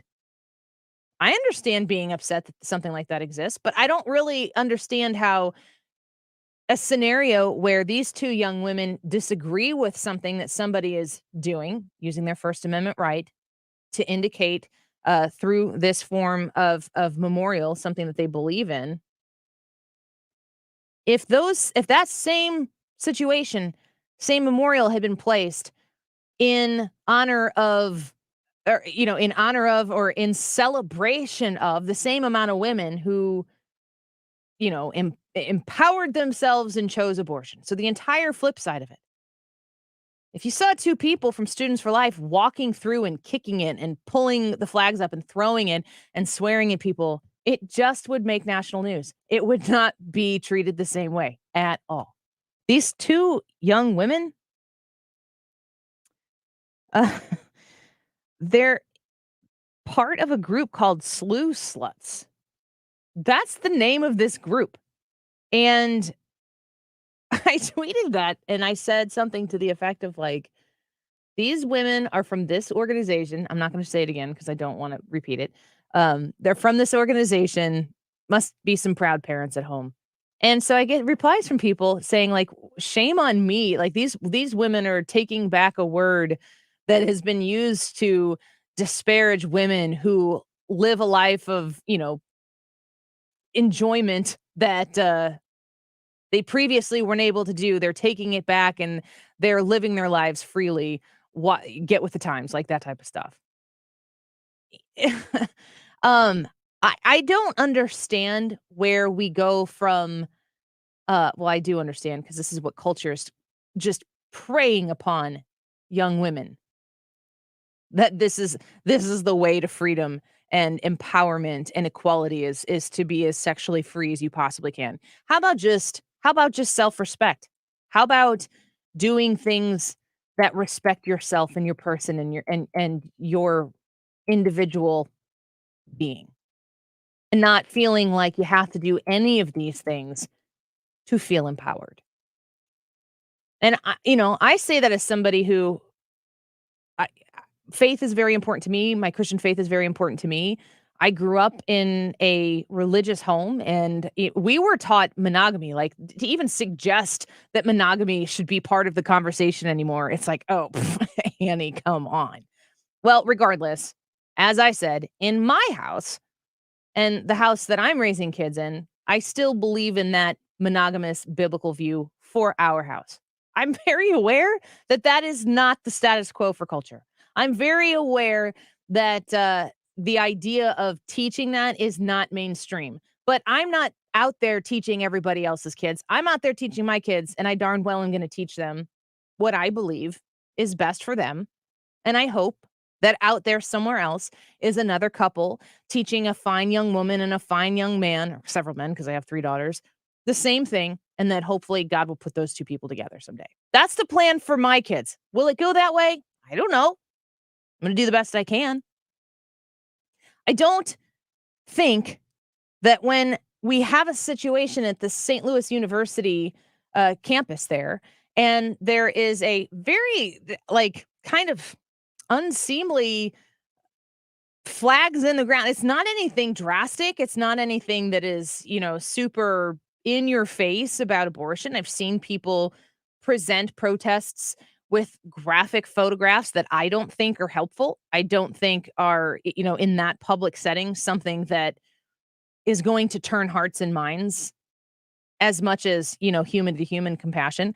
Acknowledging the fact that you believe that those aborted babies are human beings that lost their life with flags in the ground. It's a statement.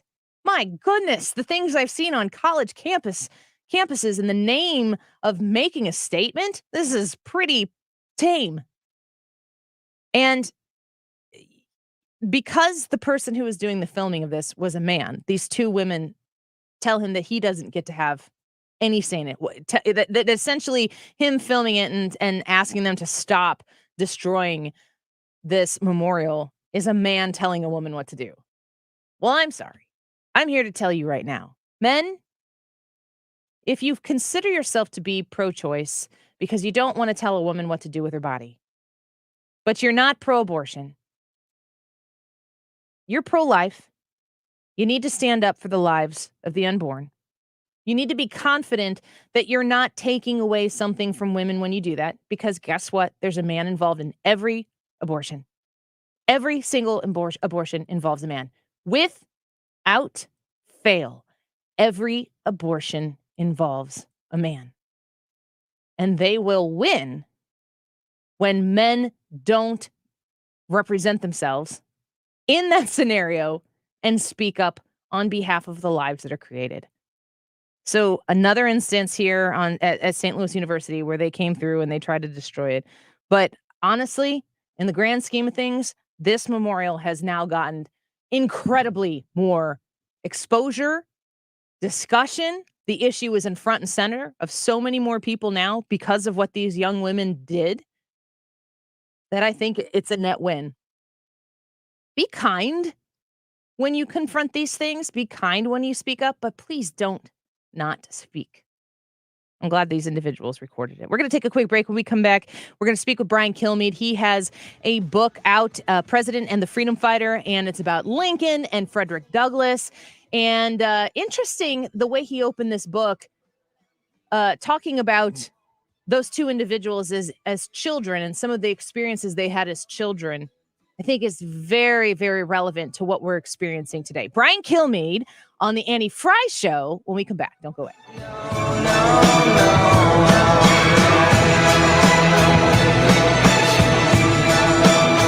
This is the Annie Frey Show.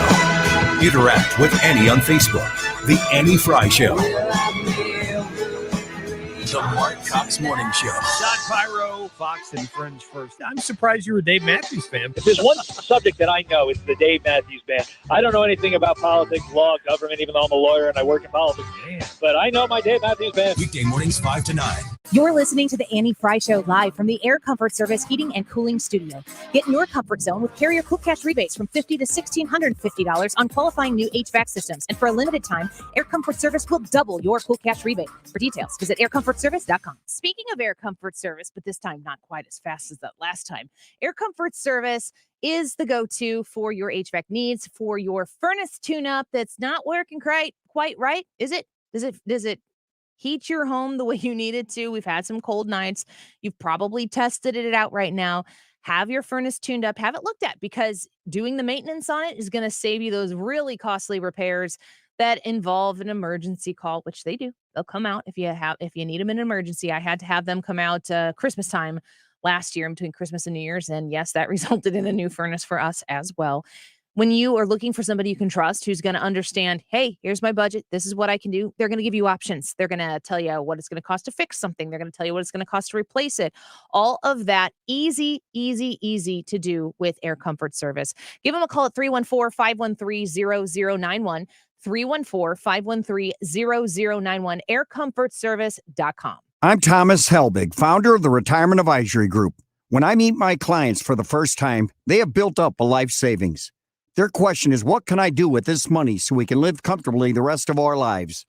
First, we develop a strategy to protect your nest egg from any market losses. Then we design your own personalized structured income plan that will generate you an income the rest of your life. We put you in control of your money. You've earned it, and it's my job to make sure you enjoy it. Let our team show you how you can have the retirement of your dreams. Call us now at 314-993-9494 for a no-cost, no-obligation retirement review. You'll receive a copy of my second edition book, Your Key to a Worry-Free Retirement. We've been helping retirees and pre-retirees retire with confidence for 35 years. Call us now at 314-993-9494 or online at retirementkey.com. Once again, that's online at retirementkey.com. Jewels on Hampton and St. Louis Hills is paying some of the highest prices on gold, silver, diamonds, semi-precious colored stones, coins, flatware, and fine watches on site. Jewels on Hampton is a premier jeweler featuring Alvanza's jewel art designs with an exquisite selection of diamonds, semi-precious stone jewelry, and vintage watches. Their expert design team can restyle your jewelry to today's contemporary style. They also do jewelry and watch repair. Need extra cash? Jewels on Hampton is paying some of the highest prices on gold, silver, diamonds, semi-precious colored stones, coins, flatware, and fine watches. Bring in your collectibles and clocks and sports memorabilia and figurines too. Jewels on Hampton, 4506 Hampton, just 3 blocks south of Chippewa, and jewelsonhampton.com. Call them at 314-752-5000, 314-752-5000, and jewelsonhampton.com. Jewels on Hampton. Hey, it's Mark Reardon from my friends at the Gelman team of eXp Realty here in St. Louis. Here's a question for you. If you need to sell your home, you think that you have to move, who can you trust to sell your home for the most money with the least amount of drama? For me, it was easy because Mark and Neil Gelman of eXp Realty and the Gelman team, they're friends of mine. So I went to them. But I can enthusiastically recommend them because they're the experts here in St. Louis. Moving can be one of the most stressful times of your life. I was there a few years back. Make buying and selling your home as stress-free as possible by hiring Mark and Neil. How about this for an example? Tanya and Bill wanted to relocate to the East Coast. They needed to sell their home in Weldon Springs. They took my advice. They called Mark and Neil. The Gelmans delivered. They sold their home for an amazing $630K. Tanya and Bill were thrilled at the whole process. Their marketing attracts hundreds of out-of-state buyers every month. They're even selling homes for over $75,000 over list. Call the Gelmans today at 314-336-1991 or online at thegelmanteam.com. Certain restrictions apply. The Gelman Team. Bringing you up-to-the-minute traffic like nobody else. Sue Thomas and dependable traffic. Driven by Ambassador Midwest Floor Company. The best way to deal with in-home traffic. Experience more at Ambassador Midwest Floor.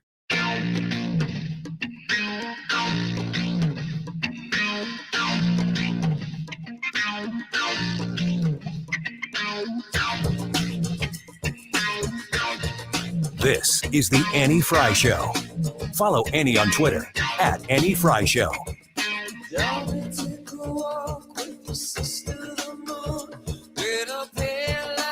weren't looking at the concerns on the ground. The concerns on the ground were we were really concerned about our kids' education. And the Democrats were not listening to that. And what about like in Washington with the Democrats' agenda and the back and forth and the two bills not being passed? Did that have any sway at all on you? Nope.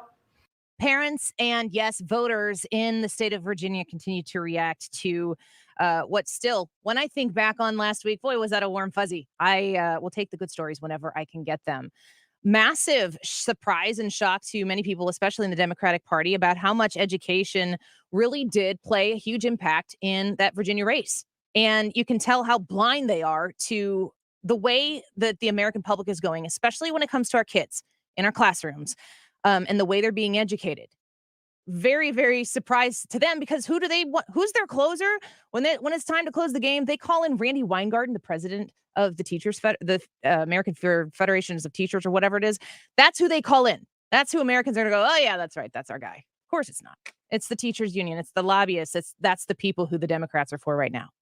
Education is front and center, and this really does tie in with my next guest, who I'm excited to have on the show. You guys know him, who leads into the Annie Frey Show every day. Brian Kilmeade on with us today. Brian, thanks so much for squeezing us into your very busy schedule.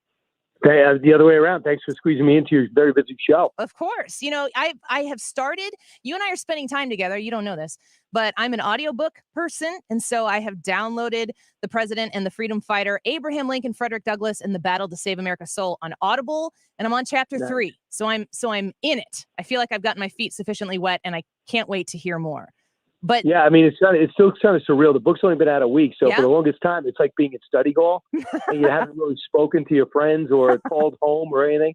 And to talk out loud about a book that I actually read the book out loud for 2.5 days in a small room with a bunch of people that I don't even know, and two of which I didn't even see. I only saw the board op. So it's just strange to see that people are actually listening to it and people are actually buying it. Well, it's super simple to listen to for folks who, hear your voice here on 97.1 every day from 9 to noon.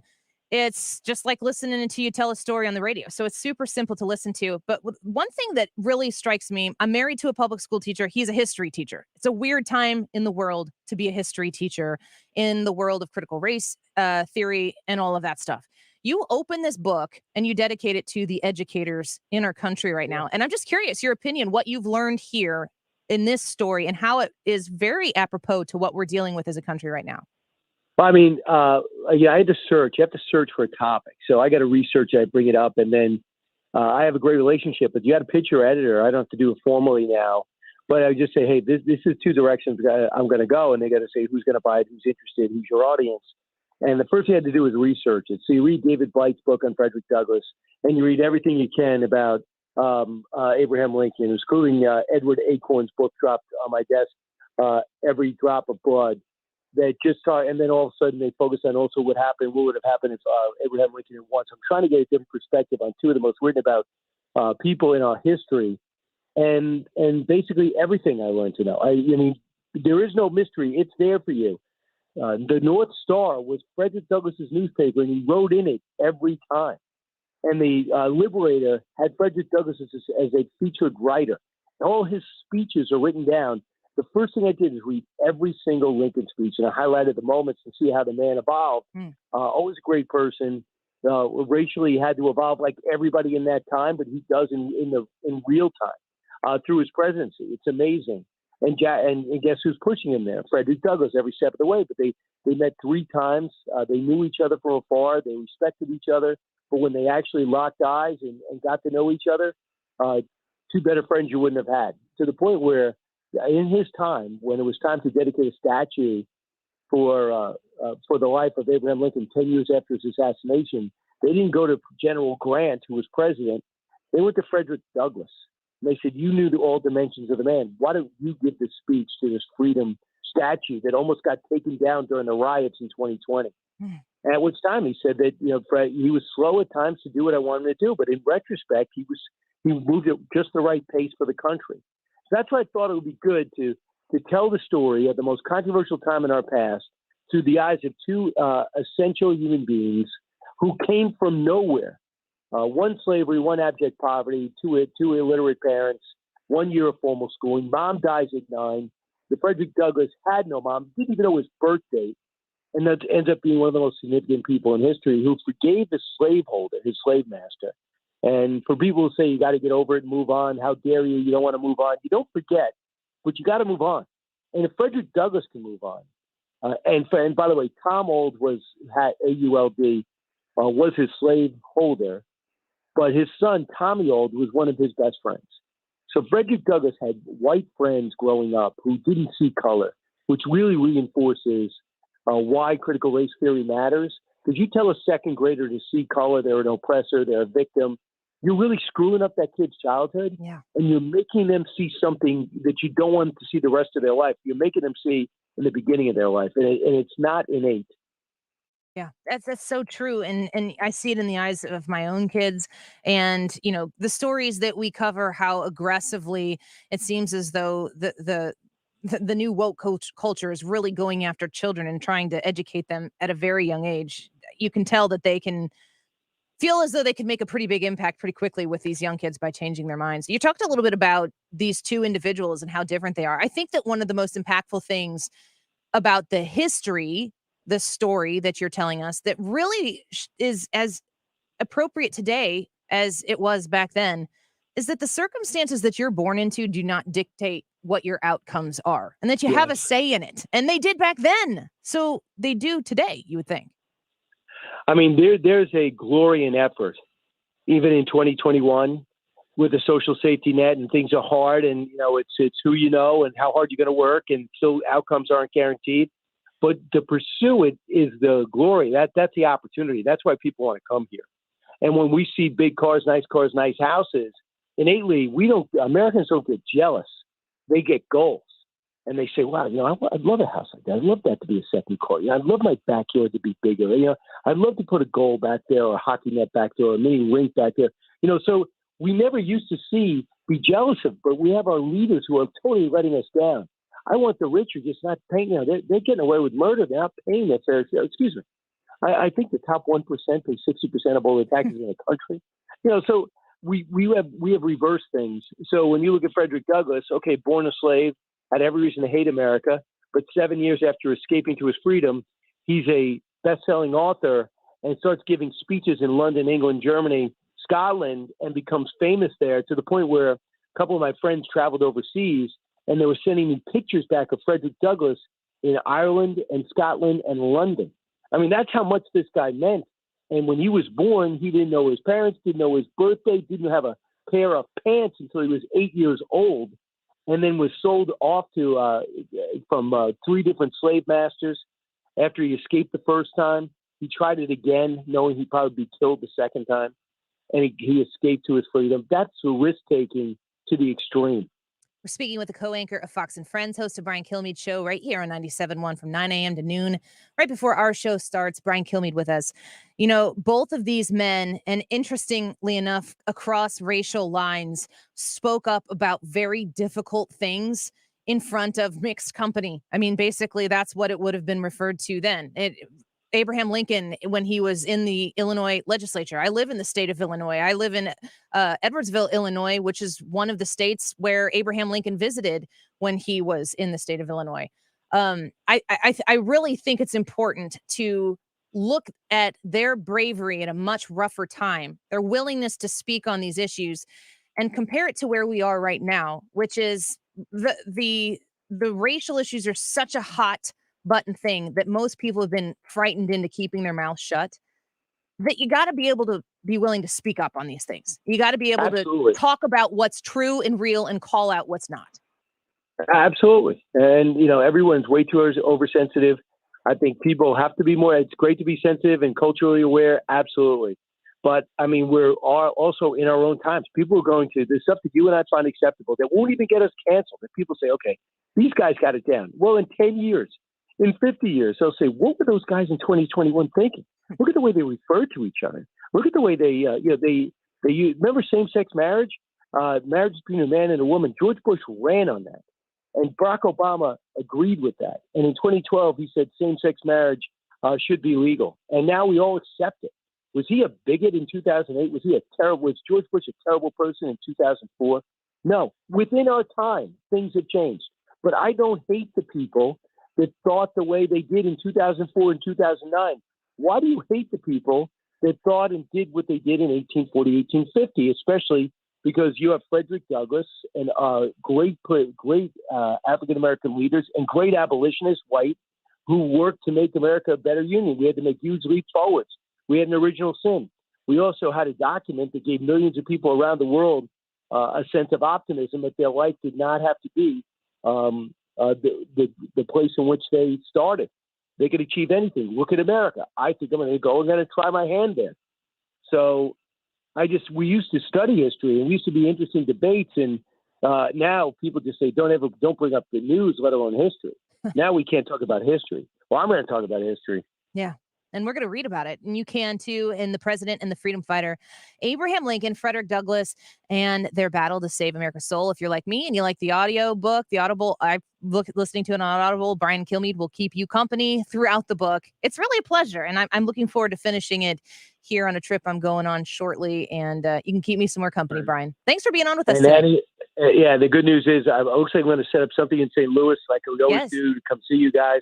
So if you just go to briankilmeade.com, as soon as we get a date, we'll hopefully see everybody in person. Yep. We are working on that, getting that done, and we can't wait to have you, Brian. Thanks for being with us today.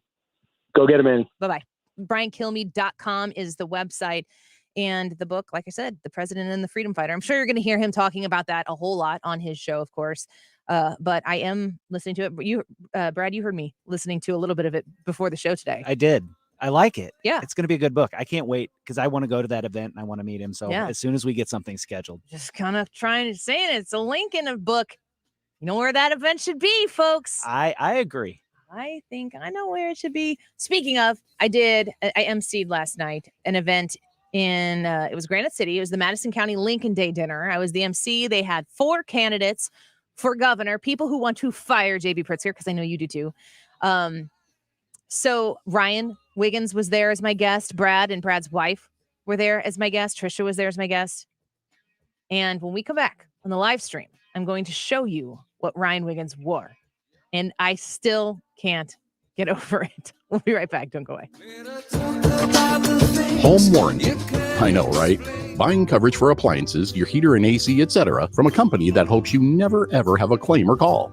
Let me introduce you to a real home warranty company, the kind that actually wants to help you. Upkeep Home Warranty and Maintenance. Upkeep visit your home 4 times a year to maintain your appliances and equipment. You will never get a lack of maintenance denial because Upkeep does the maintenance. Also nice, Upkeep assigns you one point person to help you. You won't be passed around like an office hot potato, and you won't get subcontractors. Upkeep does all their work, so there's no blame game. Just experts helping you. Visit upkeepstl.com today and type in 971 for $100 off. Don't be denied. Instead, be relieved. Upkeep Home Warranty and Maintenance. 636-387-7331. Keep up your home with Upkeep. Keep up your home with Upkeep. Keep up your home with Upkeep, and you'll have a happy home. Beck and Lennox Estate Planning and Elder Law, 636-946-7899. That's who you call when it's time to cover your estate plan needs. If you haven't had your estate plan looked at in 3 years, let's be honest, things change, circumstances change, your family situation changes, and you need to make sure that your estate plan continues to evolve with it. Beck and Lennox Estate Planning and Elder Law will give you a free consultation if you haven't had it looked at in 3 years or more. Also, let me point out as well that laws change, so maybe you have the ability to do something that you didn't have the ability to do before. The other thing that they do is they work with veterans. That VA aid and attendance pension, also known as the A&A pension, and Medicaid to pay for assisted living and nursing home care, they can help you set that up. Use those benefits that you very much so deserve. It's a passion of Beck and Lennox, and they are going to hook you up with the benefits that you have earned and deserve. 636-946-7899. That's 636-946-7899. Call Beck and Lennox today. Find them online at beckelderlaw.com. Hi, Chad Hansen with Hansen's Tree Service and Environmental Resources. At Hansen's, we manufacture a full line of garden and landscape products that are perfect for your outdoor project. Pick up any of our products at World Outdoor Emporium, Kirkwood Materials, or a Hansen's location near you. Southern Armory. Stop in today and see the great gifts we have for the shooter of your life. Southern Armory, 9901 Watson Road, 1 mile east of 270 and 44, and southernarmory.com. That's southernarmory.com. Gear up and get ready for winter with 11% off everything at Menards. Grab a rugged wear knit hat for those chilly temps. It's free after rebates. Or save on energy costs and stay warm with a one-window insulation kit from Frost King. Just 99 cents after rebate. Finally, add some holiday cheer with a 5-inch poinsettia, $1.99 after rebate. Good through November 13th. Savings are mail-in rebates. Some exclusions apply. See store for details. Save big money at Menards. KFTK FM Florissant, driven by the Bomarito Automotive Group, 97.1 FM Talk. An Odyssey station. The prosecution rests on Lisa Brady, Fox News. A turning point as the murder trial of Illinois teen Kyle Rittenhouse continues in Kenosha, Wisconsin. One of the final witnesses jurors heard from was a forensic pathologist with the Milwaukee County Medical Examiner's Office, who said Joseph Rosenbaum was within 4 feet of the person who killed him. Rittenhouse is accused of killing Rosenbaum and Anthony Huber during a protest against police last year. He also shot and wounded Gage Grosskreutz, who testified Monday.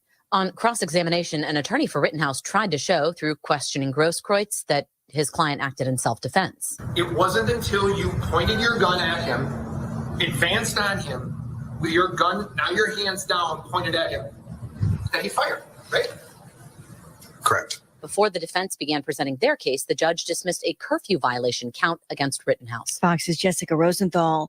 Infrastructure Week was a long time coming, and some of the upcoming projects could take a while to get going. Fox's Jared Halpern is live at the White House. The infrastructure bill passed last week includes $65 billion to improve internet access in rural and low-income communities. But Commerce Secretary Gina Raimondo says it could be months before some projects are off the ground. We want to get this right. It's more important to get it right than to rush. Raimondo says expanding broadband is a massive undertaking that will also require a workforce for things like laying fiber. Today, we don't have enough trained people. No, we don't. But some of this money will be used for workforce training so that we can train folks. Raimondo did not put a timeline on how long projects could get underway, but predicts in some cases it will be well into next year. Lisa. Jared, the White House says it's not considering a shutdown of an oil pipeline between Canada and the Great Lakes region. This after Canada invoked a decades-old treaty to trigger talks about it. The White House clarifying an environmental study mentioned yesterday involves a possible replacement for part of that line. America's listening to Fox News. I struggled with symptoms like frequent gas and stomach pain for years. I was bloated all the time with daily diarrhea. At first, I thought it was what I was eating. I kept thinking it was stomach issues. So I did my research and talked to my doctor, and we finally uncovered the truth. It was actually EPI. Exocrine pancreatic insufficiency, or EPI, is a condition where your pancreas is unable to help break down your food. It can lead to symptoms like diarrhea, gas, bloating, stomach pain, unexplained weight loss, and oily stools. And EPI symptoms can be confused with those of other common digestive conditions, like irritable bowel syndrome, Crohn's, and celiac disease. So getting to the right diagnosis meant being more open with my doctor about the severity of my symptoms and how often they were happening. But there's good news. EPI is manageable, so don't wait any longer. Use the symptom checker at identifyepi.com and schedule a visit or call with your doctor to ask, could I have EPI? Sponsored by AbbVie. Air Comfort Service Heating and Cooling Weather with Chief Meteorologist Dave Murray. Mild time staying with us on this Tuesday. Not as warm as yesterday, but I think we'll top out pretty close to 68 degrees. A mix of clouds and sunshine, but again, the emphasis on the clouds. Tonight, clouds dominate. A couple of sprinkles around during the evening. 48. Wednesday, partly to mostly cloudy skies. Again, the chance of a couple of sprinkles here and there anytime on Wednesday. And 70. This is 97.1 FM Talk Chief Meteorologist Dave Murray. The entire month of November, we're honoring our first responders. Mark Cox here asking you to help us raise money for Responder Rescue. It's a charity that helps police and firefighters by paying bills after injuries, illness, or trauma on the job. Buy a raffle ticket from Responder Rescue today for just $10. You might win a $1,400 Sig Sauer rifle with optics from the Range St. Louis West. Buy your tickets today online at 971talk.com/first responders. Worried about what you're breathing in? With each breath, allergens, germs, and viruses get trapped in your nose. Now there's a simple, easy, and effective way to clean your nose and protect your health. It's called Navage. Navage. Available at Navage.com. STS Armory online at sts-armory.com. Your friendly Pontoon Beach, Illinois firearm shop. When you go into STS, you are going to meet Katie and Jesse. They are the owners, and they are so well versed in servicing all of your needs when it comes to firearm purchases, ammo, accessories, and training. The best training in the region. If you are somebody who wants to up your game, your knowledge, your comfortability with owning, operating a firearm, you can reach out to STS Armory and find out they have several training sessions every month that you can participate in for everybody in your household. Firearm safety is obviously very important, and they take it very seriously, and they are very good with their training. If you're looking for a great purchase and with a great out-the-door price, they are going to help you with that as well. Reach out to STS Armory and know that you've got somebody now that you can go to, that you can trust. It's who I shop with. It's who my family shops with. And I am excited for you to meet Katie and Jesse and the fine folks at STS Armory. 618-931-GUNS or online at sts-armory.com. In 1987, a former prosecutor named Margaret Kuhn took her dog for a walk in one of Louisiana's safest and most affluent parishes. The next morning, she was found dead on the side of the road. 34 years later, the crime remains unsolved. No one is safe. Listen to Gone South, Season 1, Who Killed Margaret Kuhn? A documentary podcast from C13 Originals. Available on the Odyssey app or wherever you listen to your podcasts. It's Mark Reardon for CertaPro Painters. I've depended on them for years. They do great work, and I want to inspire you this fall to hire CertaPro Painters for your project because they're painting it pink. This October and November, if you hire CertaPro, a portion of the proceeds from that project are going to be donated to the Breast Cancer Research Foundation. Let's work together to save lives. CertaPro is painting it pink. Get started. It's very, very easy. All you have to do is go to CertaPro.com. That's Certa with a C. You're going to be blown away by the quality of work and hire them time and time again, as I have. CertaPro Painters, proven and trusted experts in painting. Mark Cox here. Guys, let Victory Men's Health help you regain your vitality by optimizing your hormones, vitamins, and sexual health. Victory Men's Health has the most cutting-edge technologies to treat ED. They have wave therapy. Listen, this is the biggest advancement for men with ED since the launch of Viagra. That's pretty incredible. They do the treatments in their office. Victory Men's Health offers wave therapy in both their Illinois and Missouri location. Check them out online today at victorymenshealth.com. Dealing with car repairs can feel like a lose-lose situation because you lose your money and you lose your time. Mark Cox here for my friends at Car Shield.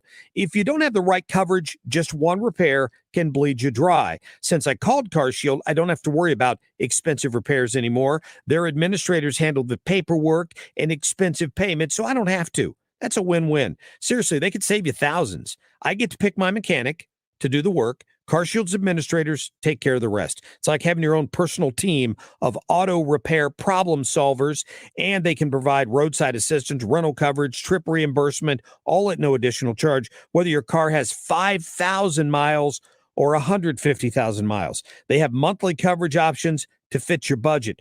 Get coverage today. Find out why CarShield cars go farther. Visit carshield.com/KFTK to save 10%. That's carshield.com/KFTK. A deductible may apply. There's a music station customized to your taste.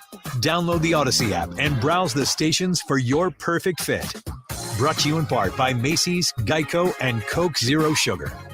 On the Odyssey app and Odyssey.com. This hour of the Annie Frey Show is sponsored by The Loading Dock, Riverviews, outdoor dining, live music, and overnight accommodations. Visit GraftonLoadingDock.com. That is exactly what I needed to hear. Thank God someone here knows what they're talking about. That's us. That's right. Gotta love this American ride. Right, you need to take the time and get the full picture. Come on, turn the radio on. It's Saturday and I won't be long. Don't get me wrong, I love the ladies. I mean, they rev my engine, but they don't belong in the newsroom. It is Anchor Man, not Anchor Lady. What do you want from me? I'm not America's sweetheart. goodness sake, kid. Keep your voice down. Your father's listening to the radio. I'm not America's sweetheart. This is the Annie Frey Show. Well, happy Tuesday. Welcome back to the Annie Frey Show. We've had a pretty good show today. Jack Posobiec led it off at the beginning of the show, and he updated us on that Kyle Rittenhouse trial that is currently underway. Some really interesting stuff from him there. You can check out the Jack Posobiec interview on the Annie Frey Show podcast, or you can just rewind on the Odyssey app, which you just find 97.1 FM Talk and click rewind. 12:10. That's when we talked to Jack.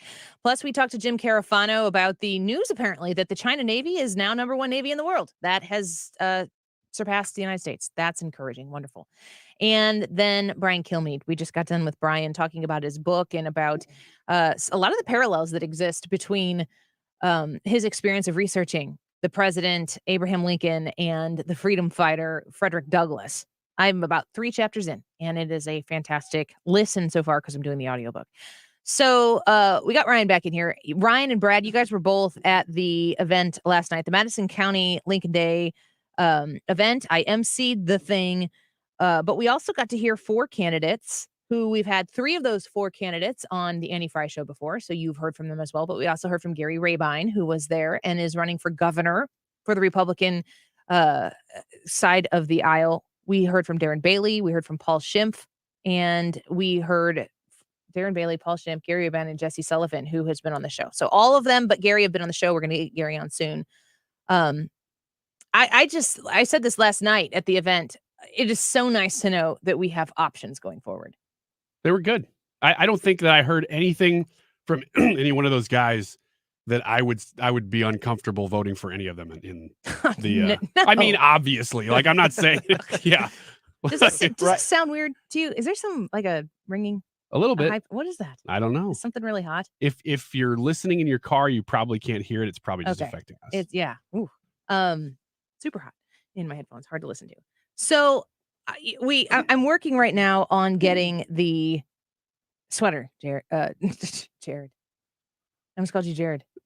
I got called Jared last night. A nice gentleman that I know. You want to go into that story? I don't really. But it happened. Ryan Wiggins comes and plops his butt down next to me at the table that I was sitting at, which was different than the table he was going to be sitting at, but he came to keep me company because I was sitting there all by myself. That was nice. And this gentleman who we know, who's been on the show before, came up to us at the evening and had a whole conversation with Ryan Wiggins, thinking that Ryan was my husband. Yeah, but I didn't Ryan know was that. Jared, and Ryan's just carrying on. I mean, he was just telling me about, I love what you guys do. You know, it's great to see you guys both here. Oh. I'm like, well, yeah, of course. You know, we're on the same show. That makes sense. And then he started telling me about how beautiful my family is. And I thought, well, that's great, man. I don't know how this guy knows so much about me, but our family is beautiful, Ryan. That's very nice. And then he said something about your wife here. And I'm like, whoa, here? Wait a minute. That doesn't add up. My wife isn't here. And I realized that he thought I was your husband. And then Ryan was really offended. He came over to our table and he told us how upset he was that this guy wasn't actually talking about Ryan's family. He was talking about your family. He was like, well, I'm sure he would think your family was lovely too. He just I know showed him your a family picture is. of my family afterwards and he went, ugh. I was like, oh my gosh. I think these people are supposed to be politicians. They're supposed to be like kissing babies and stuff. He visibly almost dry heaved at looking at a picture of my family. You're ridiculous. None of that happened. Not happened. What do you think about the event last night, Brad? I was really encouraged by it. Like you guys are saying, I think that I really liked all the candidates. I didn't see anyone that I wouldn't be comfortable voting for. Sure, they all had their little flaws, but, you know, I would vote for any one of them over J.B. Pritzker. That's not saying a lot because J.B. Pritzker is such a horrible governor. But I think every one of them would do a great job in office. Gary Rabine was interesting to me because he was the one we haven't talked to yet. And like you said, we will soon. He's from Northern Illinois. So has, you know, the other 3 are from either Central or Southern. And so we would know them a little bit better. But he is a business owner, right? And was talking from that angle about what Illinois has done to businesses over not just the last couple of years, but the last like 15, 20 years, and how far we've dropped in national rankings compared to the states around us. it's stuff that we've heard, but coming from a business owner and somebody who would then be running for governor and how he would fix those things, that was pretty interesting. I will add to, just for context of everybody who was there, Gary Rabine is a very successful business owner. But Jesse Sullivan also is very involved in that. And I would say Darren Bailey is a business owner because he has a farm. That's a business. That's a big business. That's true. And Paul Schimpf, he, from what I understand, isn't necessarily a business owner, but he was part of the Saddam Hussein trials. No. Like, wow. That's pretty sweet. Yeah, no kidding. I mean, just hearing, everybody kind of took different angles, I think is my point, because they all had, 5-10 minutes to speak. And Gary Rabine specifically talked about business regulations quite a bit. And it was just interesting because, you hear people down here talking about that, and we're not as connected to Chicago. So you hear that coming from somebody in Chicago who obviously is much more connected in the Chicago business world. And you think, man, I wonder what this election is going to look like, because if all business owners in the biggest part of the state, in the upper right-hand corner of the state, are thinking the way he's thinking or the way that he's presenting it, this is going to be a pretty interesting election. Yes. I was listening to him, and one of the things I did like was he talked to me, and I don't know if you heard him say this or not, but he's friends with Stephen Moore. Yeah, Stephen Moore, and he helped found Turning Point. Oh, no, don't do that. That's fantastic. Don't do that. You don't want people to know. It's too late. It's already done. You don't want people to see. You're showing me while we were talking about something else is what I meant. How's it feel to be derailed? Yeah. Keep talking about important things. I'll find more fun pictures to share of you. Can I, at least before you post those? No, this is on the live stream right now. now. Oh, it's up now? I'm not asking. He sounded so sad. I'm not telling you to ask. I'm just saying apparently they're there. So I have to explain my thought process. I went into the closet and I looked at what I had and I said, you know what? This dress shirt looks pretty nice. I could wear that and I would look like everybody else. The purple dress shirt underneath it? Mm-hmm. Or I could wear that purple dress shirt with this sweater over it. That was my thought process. I chose the sweater. How hard was it to get that from Zach Morris? You're right about the timing. That looks like it's straight out of 1991. That is the embodiment of the intro to Saved by the Bell. It has all of the right shapes and colors. You're right. Here's the thing about that sweater. Before you go on, and I will give you and this sweater its moment, but you can tune in right now on the Annie Frey YouTube channel. Just type in Annie Frey on YouTube, and you can you can subscribe to us there, and you can see the live. You can watch us on the Annie Frey Show Facebook page as well, and you can see Ryan Wiggins. He walked in confidently, like nobody was paying attention. I looked up. I was reading through the things that I needed to say just to make sure there weren't any names or funny words that I'm not smart enough to pronounce correctly the first time. And I looked up because I could tell someone was walking at me, and I just said, "What are you doing?" Well, you only get one chance to meet important people, and I figured let's do it in a way that they're going to respect me. So tune in right now and let us know in the comments what you think. Was this a good move or something else? let me tell you this too. So talk to us about this sweater, Ryan. When I got home wearing that, I hadn't seen my wife yet because we had to go basically from here to you left the house in that without permission? No, I went. Yeah, so I went home. My wife wasn't home yet. I left before she got home, so she did not see this. That makes more sense. I went up. I walked in to Mrs. Wiggins. You've just regained a lot of my respect. Yeah. It was on the rocks for a second there. So she was already, laying down. It was like 9:30 when we got home. So I walked in, and she knew I was dressed up because I had been at a thing. So I walked in. She couldn't see me. You wore that with jeans. This is not dressed I know. up. Well, I had nice shoes on though. You know that. No, I never even saw your shoes. That's your fault. I walked in and she heard my shoes walking in because they're like clonk clonk. She goes, "Oh, Mr. Fancy's back," and I'm like, "You got that right." And I walked around the corner, and she visibly gasped and went, "You were at a thing with real people, though." And I said, "This was a mistake, wasn't it?" She said, "Yes," and it was not a joke. It was a moment of. Did she I question your existence? Did she cause you to have regret? Yes.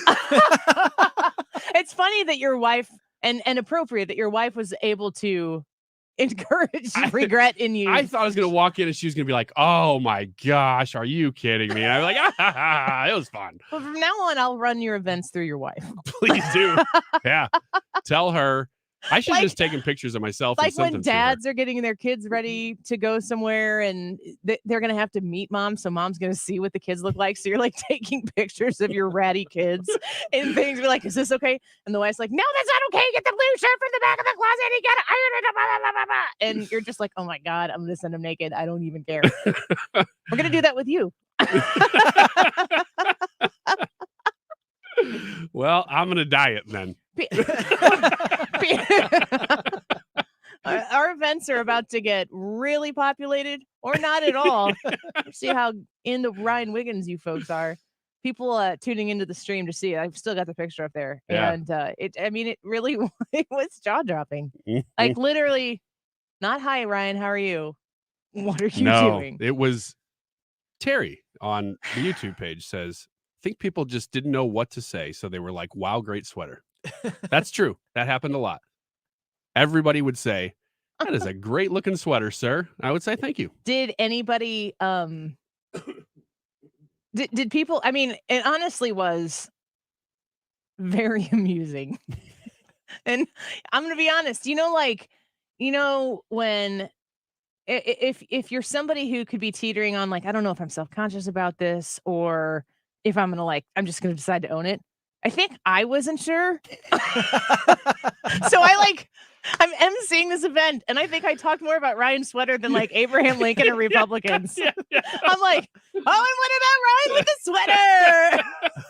You know what I forgot to do? Because I knew something was going to happen. But I really did hope that this was a sweater that people would look at and think, oh my gosh, does he know that looks really bad? And then I would play it off like I didn't know. People were thinking that. Like I wanted to be oblivious to it. But I knew somebody would say something. And I was hoping it would be you from stage. You did. Does he know, or is he one of those? Right. I was hoping that would be it, which is a ridiculous response to hope people have about you. I don't know why I do that, but I do. And I hoped that you would mention it from stage because I was going to stand up and you caught me off guard and I wasn't able to do it. I was going to stand up and go, how dare you? No, you say, how dare you? How dare you? And you were doing something else, then you said it. And I'm like, gonna stop inviting you to these events. Yeah, I don't reflect well on you. You definitely reflect. I mean, like, if you're looking to get the attention of folks, yeah, well done. Well, I should probably stop doing that. I'm getting a little old for this dumb stuff. You just go over the hill and he's like, where's my favorite sweater? Okay. It's a cross between like a Zach Morris, Bill Cosby kind of sweater, but it's like if you associate anything with Bill Cosby anymore, it's like, I don't even want to do that. Yeah.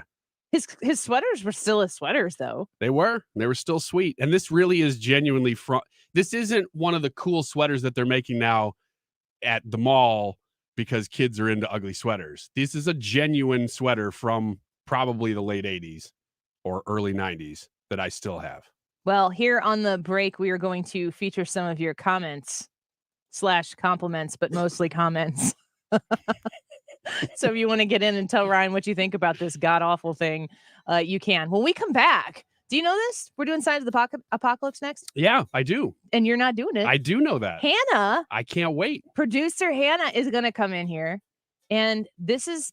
I think it's her first time on the air here at 97.1. I told her if she gets nervous, just look me in the eyes. Don't look him in the eyes. Actually, don't ever look him directly in the eyes. You'll lose your composure. Hannah is going to present to us Signs of the Apocalypse when we come back, and we love her, and we are going to throw her in and see if she sinks or swims. We're going to help her. We're going to help her swim in just a minute. Plus, you want to see her, so tune into the live stream and meet Hannah. She's going to be in here in just a minute. Don't go away. We'll be right back. They only come a town about twice a year. This is the Annie Frey Show. Follow Annie on Twitter at Annie Frey Show. Everybody knew it made moonshine. Now the Revenue man want a granddaddy bad. Headed up a holler of everything had. A weekday lineup that makes you think. Mornings with Mark Cox and Brian Kilmeade. Afternoons with Annie Frey and Mark Reardon, where St. Louis comes to talk. This is 97.1 FM Talk. Michael's Flooring Outlet, where you go to shop when you're searching for the flooring solution for your home, and you've peeked at the other places, and you know that there's got to be a better deal out there on quality flooring. Michael's Flooring Outlet is the place to go. They have 3 different locations for you to shop. You can go to St. Charles County on Main Street and in Old Town St. Peters at Mid Rivers and Highway 70. You can check them out in West County on Olive Boulevard, 1 mile off of 270 West on Olive. And Michael's Flooring Outlet is also located in Darien Prairie. They're online all the time, even right now, at igotfloor.com. And when you check out their website, you're going to be able to see what they have in stock. You're going to be able to see how you can get a free estimate. They are super fast and they are super efficient, and they have great value on great quality. It really is the place to go when you are searching for flooring. So if you've checked around other places, make sure you stop by Michael's Flooring Outlet before you make a final decision. If you're just starting it, save yourself some time. Just go to Michael's Flooring Outlet. Find them online at igotfloor.com.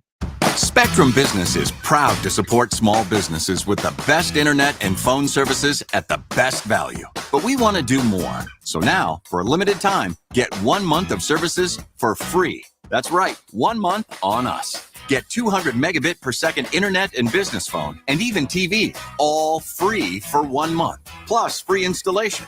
Call 855-757-4544 or visit spectrum.com/business today. Restrictions apply. Just because you were born with bad vision, or even if your vision's become worse over time, it doesn't mean you have to live with it.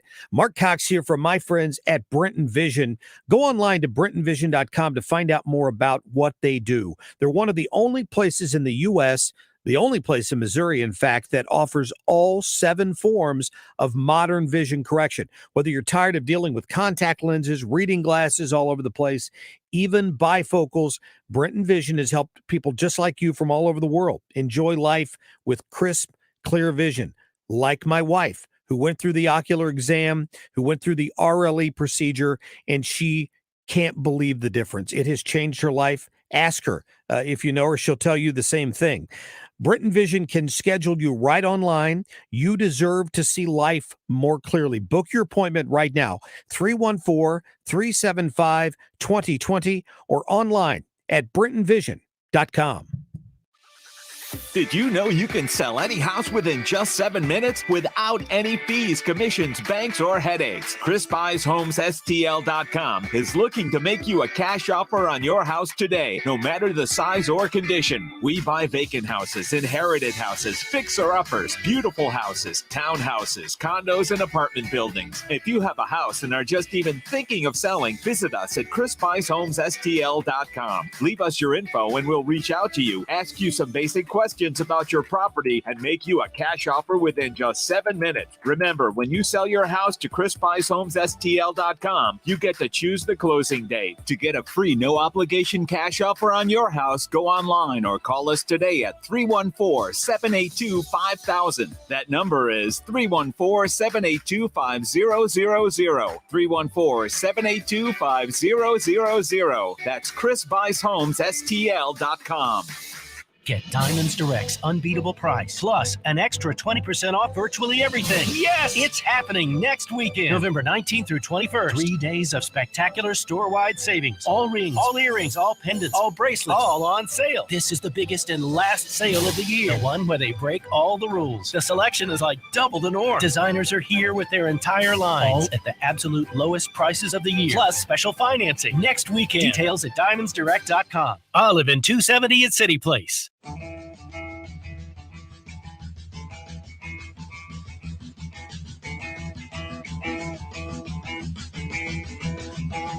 This is the Annie Frey Show. Interact with Annie on Facebook. The Annie Frey Show.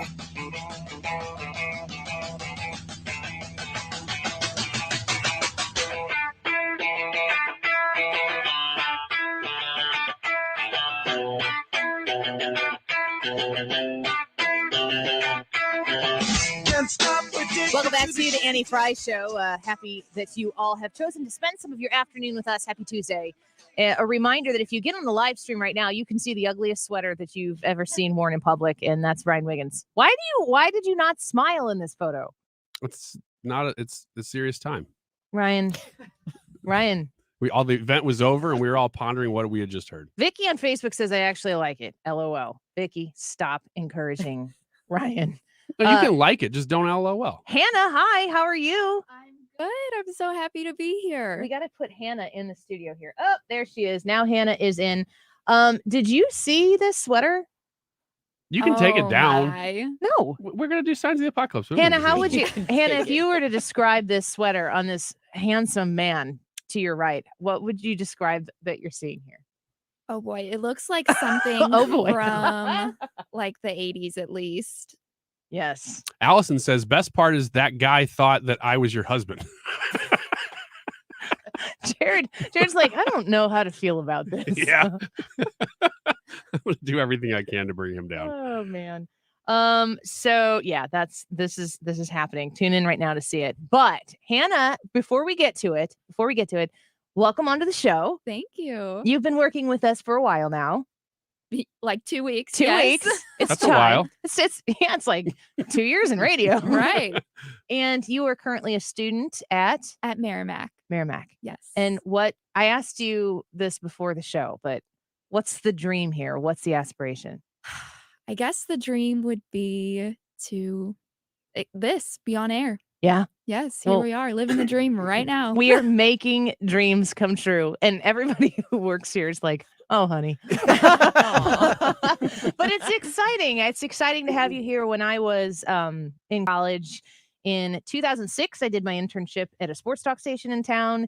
And I started doing the same type of stuff that you are doing back there and have gone through a whole roller coaster of different things in radio. You never know where it's going to go. It's super exciting. And if I can bring you in here and have help you learn new things, I want the people to know you and get to know you, and glad that you're willing to do that with us. Well, thank you. I'm so happy for this opportunity. I can't wait. I have some crazy stuff to talk about. She has some signs of the apocalypse. Let's do it. Now, Signs of the Apocalypse on the Annie Frey Show. So what do you got for us? So starting out, we have a woman who assaulted a McDonald's worker because her fries took too long. Wait, assaulted over salt? Stop it, Ryan. I hate that I laughed at that. So making people hate themselves. Wickens America. So yes. You guys aren't going to like the clothes in Wickens America. Don't even worry about it. She went behind the counter and punched the employee in the face because her fries were taking too long. The police say it's aggressive that the woman was seen leaving McDonald's with a friend and children. She did this with her kids? I believe so, yes. So does it say where she was on this? Like what state? What kind of people are we judging right now? I know everybody's going to think it's Florida, but it was Nashville. Ooh. Nashville, Illinois? No. Okay. Let me tell a quick story here, because I experienced rage this morning, but not my rage.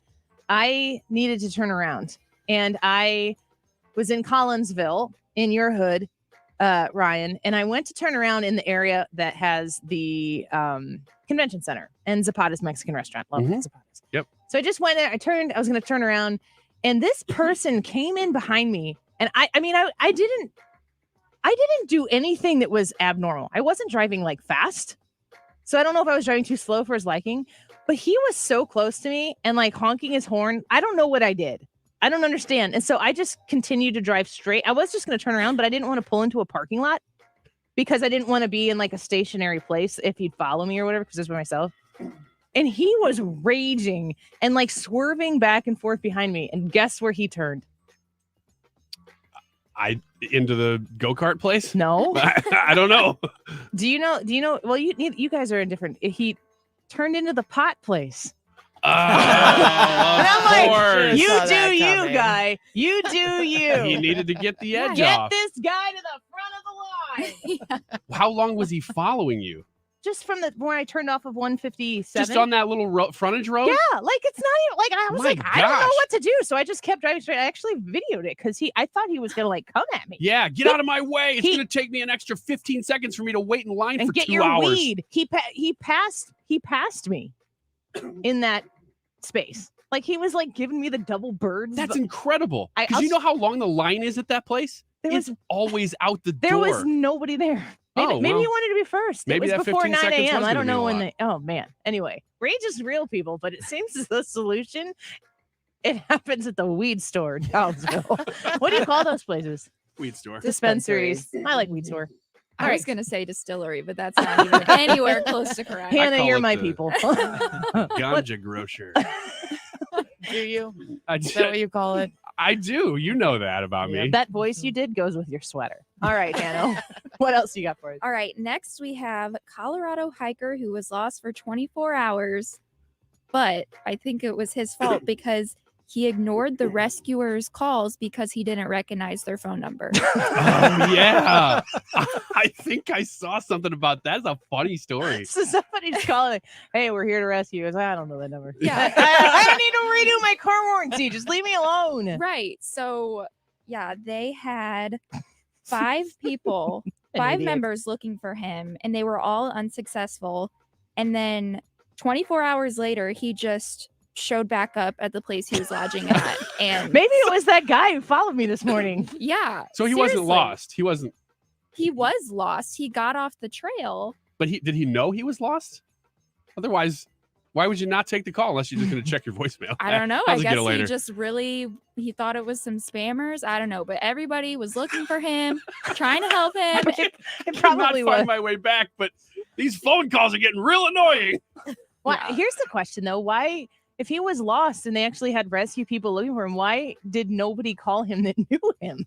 That's a good question, too. Like, don't you have anybody's number saved that would care that you were missing other than a He's random just a search party? drifter. He's a drifter for sure. Why didn't he call somebody?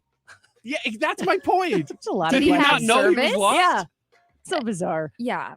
Strange. All right, Hannah, what else? Next, we have a New York man burst into flames after being tased. Not supposed to happen. He covered himself in hand sanitizer. And he no. had an encounter with the police. The police did not know he was covered in hand sanitizer. Why would they? And yeah, he 'Cause got. he was glistening. Hey, did you check in for hand sanitizer? Right. Why was he covered head to toe in it anyway? Or as my kindergartner calls it, Hanitizer. We don't correct her. I think it like has something to do with Sean Hannity, but anyway. But yeah, he You've been sanitized. he burst into flames after being tased. How in seriousness, for a police officer to tase somebody in that situation, to have them burst into flames would be very unsettling. Yes. Yeah. 100%. Yeah. For the officer, too. Like, what in the world? Did he stay engulfed in flames? Or like, I would think hand sanitizer, like it would evaporate, but no, I don't know. Well, I think also to make matters worse, the police said that he seemed very intoxicated. So mixing alcohol on the and outside, hand alcohol on the sanitizer. inside. So he And I cut to the chase here. How many total minutes was the man completely on fire? We need to know. Seconds. Yeah. I'm not sure. What else you got? Okay, this one's kind of sad for any of you cookie lovers. Uh-oh. A truck full of cookie dough caught on fire. Who was driving it? The hand sanitizer man ran into it. I gotta get away somehow. This was over in Arkansas, and yeah, the fire started in the trailer that was carrying the cookie dough, and they believed the fire was started by the overheated brakes. No injuries were reported, but so many cookies are Wasted. now, yes. But I wonder if the cookie dough caught on fire, like, did that produce cookies or Yeah, did it what? cook It was 350 degrees for 8 minutes. Okay, round the room real quick, Brad. Cookie dough or cookies? Cookie dough. Cookie dough. What type of cookie? Shut up and answer the question. Cookie dough, then. Cookie dough for sure. Which cookie would you rather Well, if eat? it's a sugar cookie, Yeah. I think those are dumb and awful, and I don't want them. So I would take the cookie dough over it. But if it were a good, chewy, large chocolate chip cookie, I'd take the cookie. Why do you want it to be chewy? Because it's closer to cookie dough? Yes. There's a cookie it's the dough? cookie spectrum. I know, but cookie dough, chocolate chip cookie dough is better than chocolate chip cookies. No. You asked my opinion. It's not a fact. That for me, cookie dough falls into a spectrum with cookies, because bad cookies I don't want. Good cookies I want more than cookie dough. Cookie dough would be right in the middle. What else is a good cookie?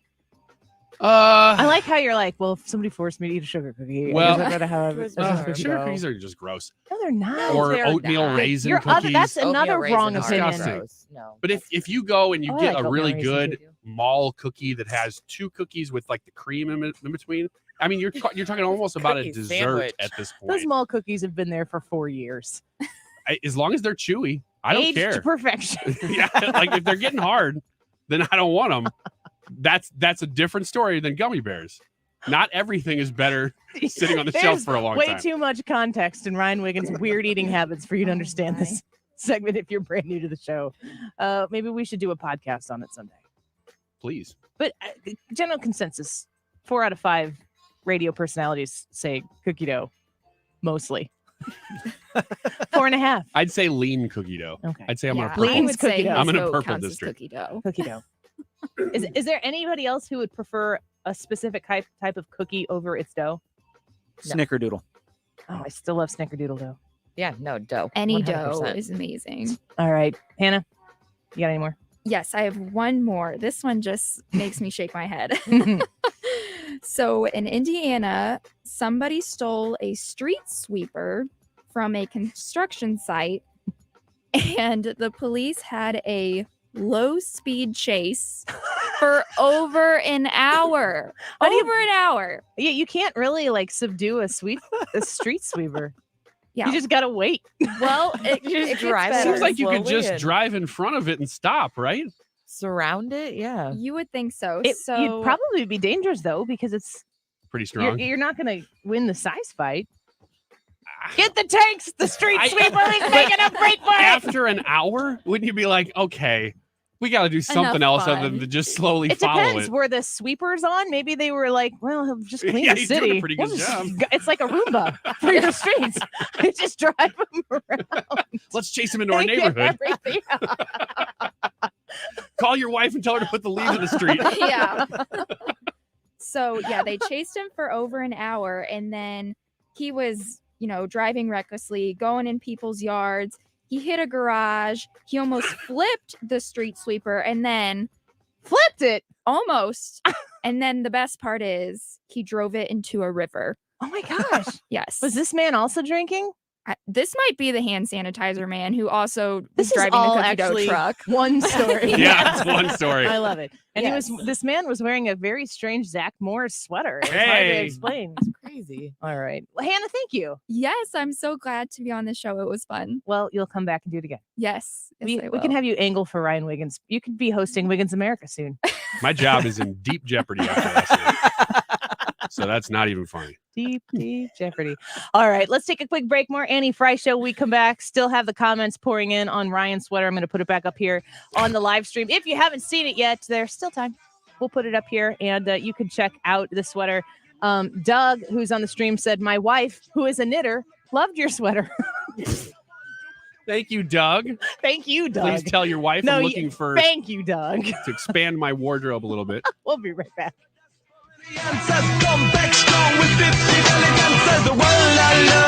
You're listening to The Annie Frey Show.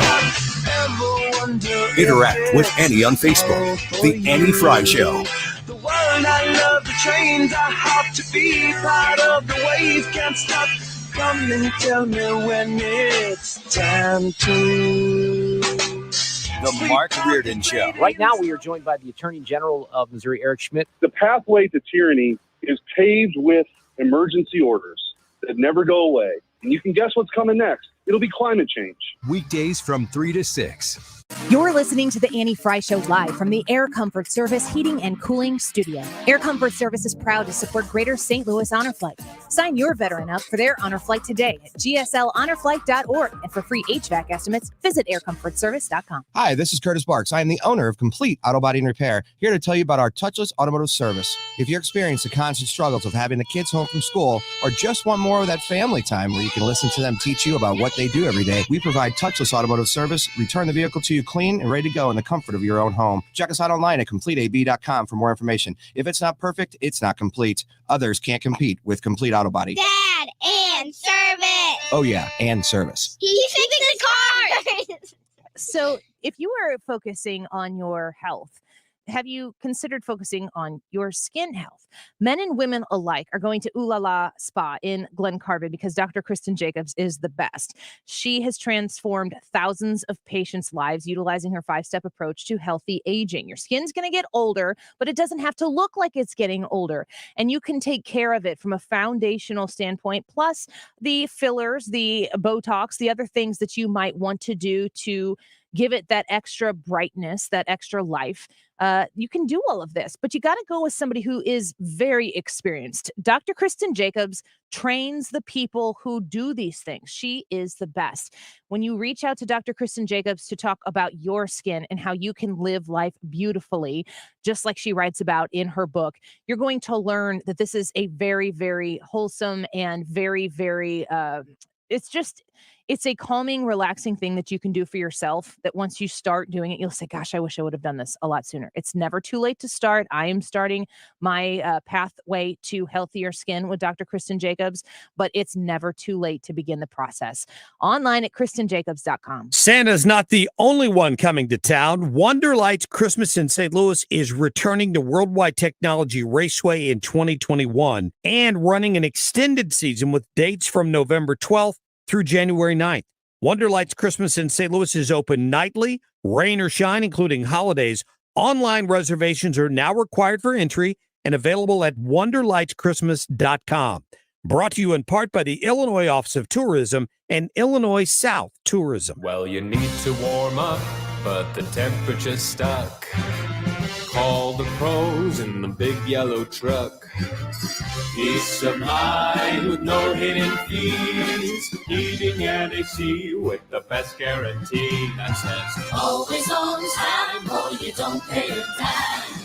Always on time, or you don't pay a dime. Now with heating and air conditioning. If your home needs an upgrade, don't get frustrated. Get solutions. Call Lakeside Renovation and Design to transform your space into the home of your dreams. Our custom carpentry work has been wowing homeowners for over 20 years. Whether you want a deck or porch, a gorgeous sunroom, a remodeled basement, or more, our award-winning team does it all with in-house skilled carpenters. We even stand behind our work with a lifetime workmanship warranty. Request a free consultation at 636-978-5000. You'll love your home all over again. If you have been dragging your feet, waiting for the perfect opportunity to consolidate your credit card debt, start that overdue home remodel, refinance to a shorter term, or get rid of that dreaded PMI, then now is the time to give me, Michael Mohan at Community Mortgage, a call. Interest rates are still at historic lows and home values are at record levels. I am here in St. Louis, and when you call, you will speak to me. Whether you are purchasing your dream home or needing to refinance your current home, call a local lender. Call Michael Mohan at Community Mortgage. I hate expensive add-ons and fees, and I will give you straight answers while we customize a loan that perfectly fits your needs. So call me directly while rates are in the twos. 314-336-6050. 314-336-6050. Online at communitymortgagestl.com. Community Mortgage LLC, 224143, NMLS 250353, APRs in the twos. Back in the car and back on the road. We're with you. Dependable traffic with Sue Thomas. Driven by Ambassador Midwest Floor Company. The best way to deal with in-home traffic. Experience more at Ambassador Midwest Floor.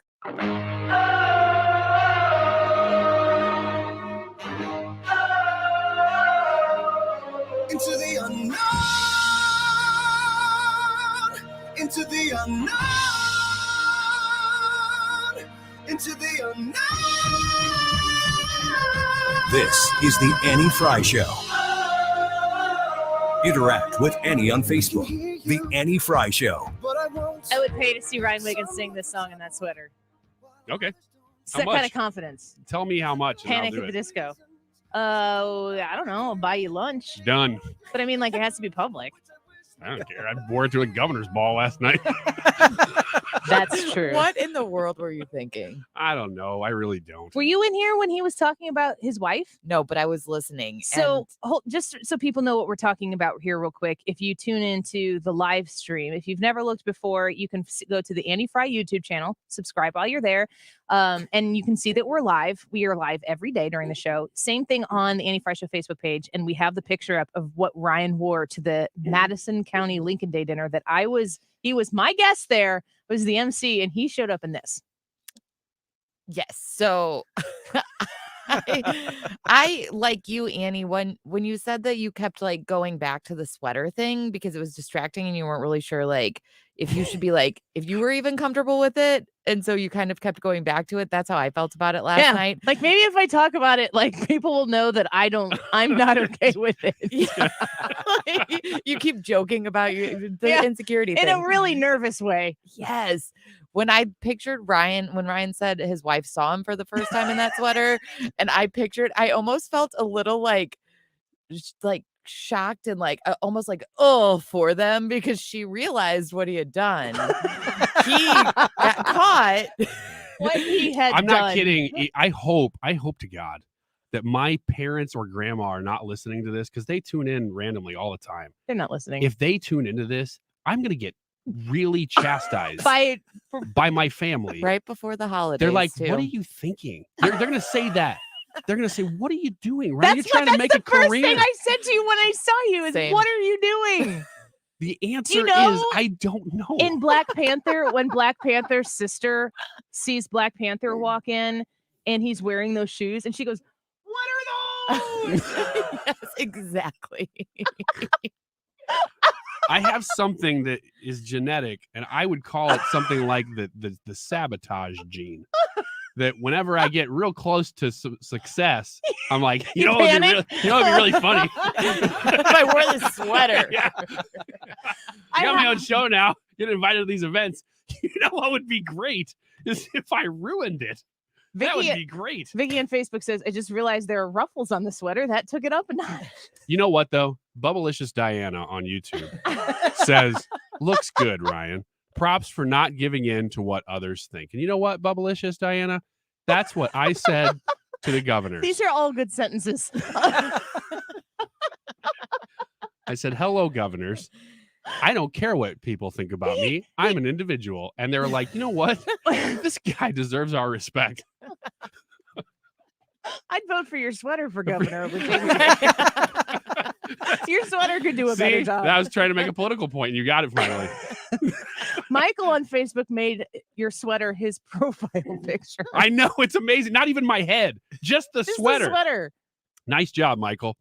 Oh, man. Jan said, I had to leave. Did I miss the Elf on the Shelf segment? No, you didn't, Jan. I haven't done it yet, and I appreciate you reminding me because... So, let's talk. Look at me, people in the room. Let's talk smartly about the Elf on the Shelf. All right. Deal? Heard. Understood? Yes. So this is a real issue. Then. I'm gonna report an actual real story from Fox News about the Elf on the Shelf, and I'm making eye contact with all of you, and also ear contact with you in the car. That we are going to talk about this in a respectful way. Got it, Ryan? You don't talk during this. He'll be like, I'm anxious to hear what this is now. Wait, what is it? The heck? What are you talking about? How could this be that serious? Okay, let's hear it. Well, as you know, Santa Claus has helpers. Sure. During Christmas season. Elves. That's a given. Yes, obviously. Duh. You look so much like Paul Rudd when you did that, and I don't like it. That's confusing. Paul Rudd is... I get that. Ryan, no, you don't. Like, have you ever heard that? That's another thing Paul Rudd would say. Paul Rudd, like Ryan Wiggins to me, is if Ryan Wiggins were an Avenger, he would be Ant-Man. It's fine. Yeah. He's a good looking guy. Yeah, that's what she said. That's what she said. I was thinking strangely useful. Shows up every once in a while. Kind of quirky. Says weird things, makes people uncomfortable, helps save the day. And really, in the end, is the guy that caused the Quantum Realm plan to succeed, right? I mean, I didn't watch all the movies, but I think I remember that. I think I win. Anyway, so Santa has little helpers, right? And they're little elves. And they, during the holiday season, they come into people's homes and they help keep an eye on good little children and bad little children to make sure that Santa Claus gets a good report when the time comes for presents to be delivered under the Christmas tree. I think that the elves on the shelves, or just the elves, are a little overworked. Now, in Georgia, this is the report. Santa's little helper may be notably absent for Christmas this year as Georgia judge jokingly banned the elf on a shelf. Taking to Twitter, Cobb County Superior Court Chief Judge Robert Leonard offered parents the gift to remove the iconic elf who is traditionally inside the home and moves about the home to make sure that they are seeing everything because he sees you when you're sleeping. He knows when you're awake. Well, his elves help him do that. I think it's time that the elves maybe retire. Yeah.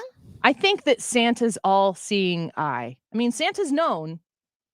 When I was a little kid, Santa Claus didn't have to send all these elves into the homes to see what was going on.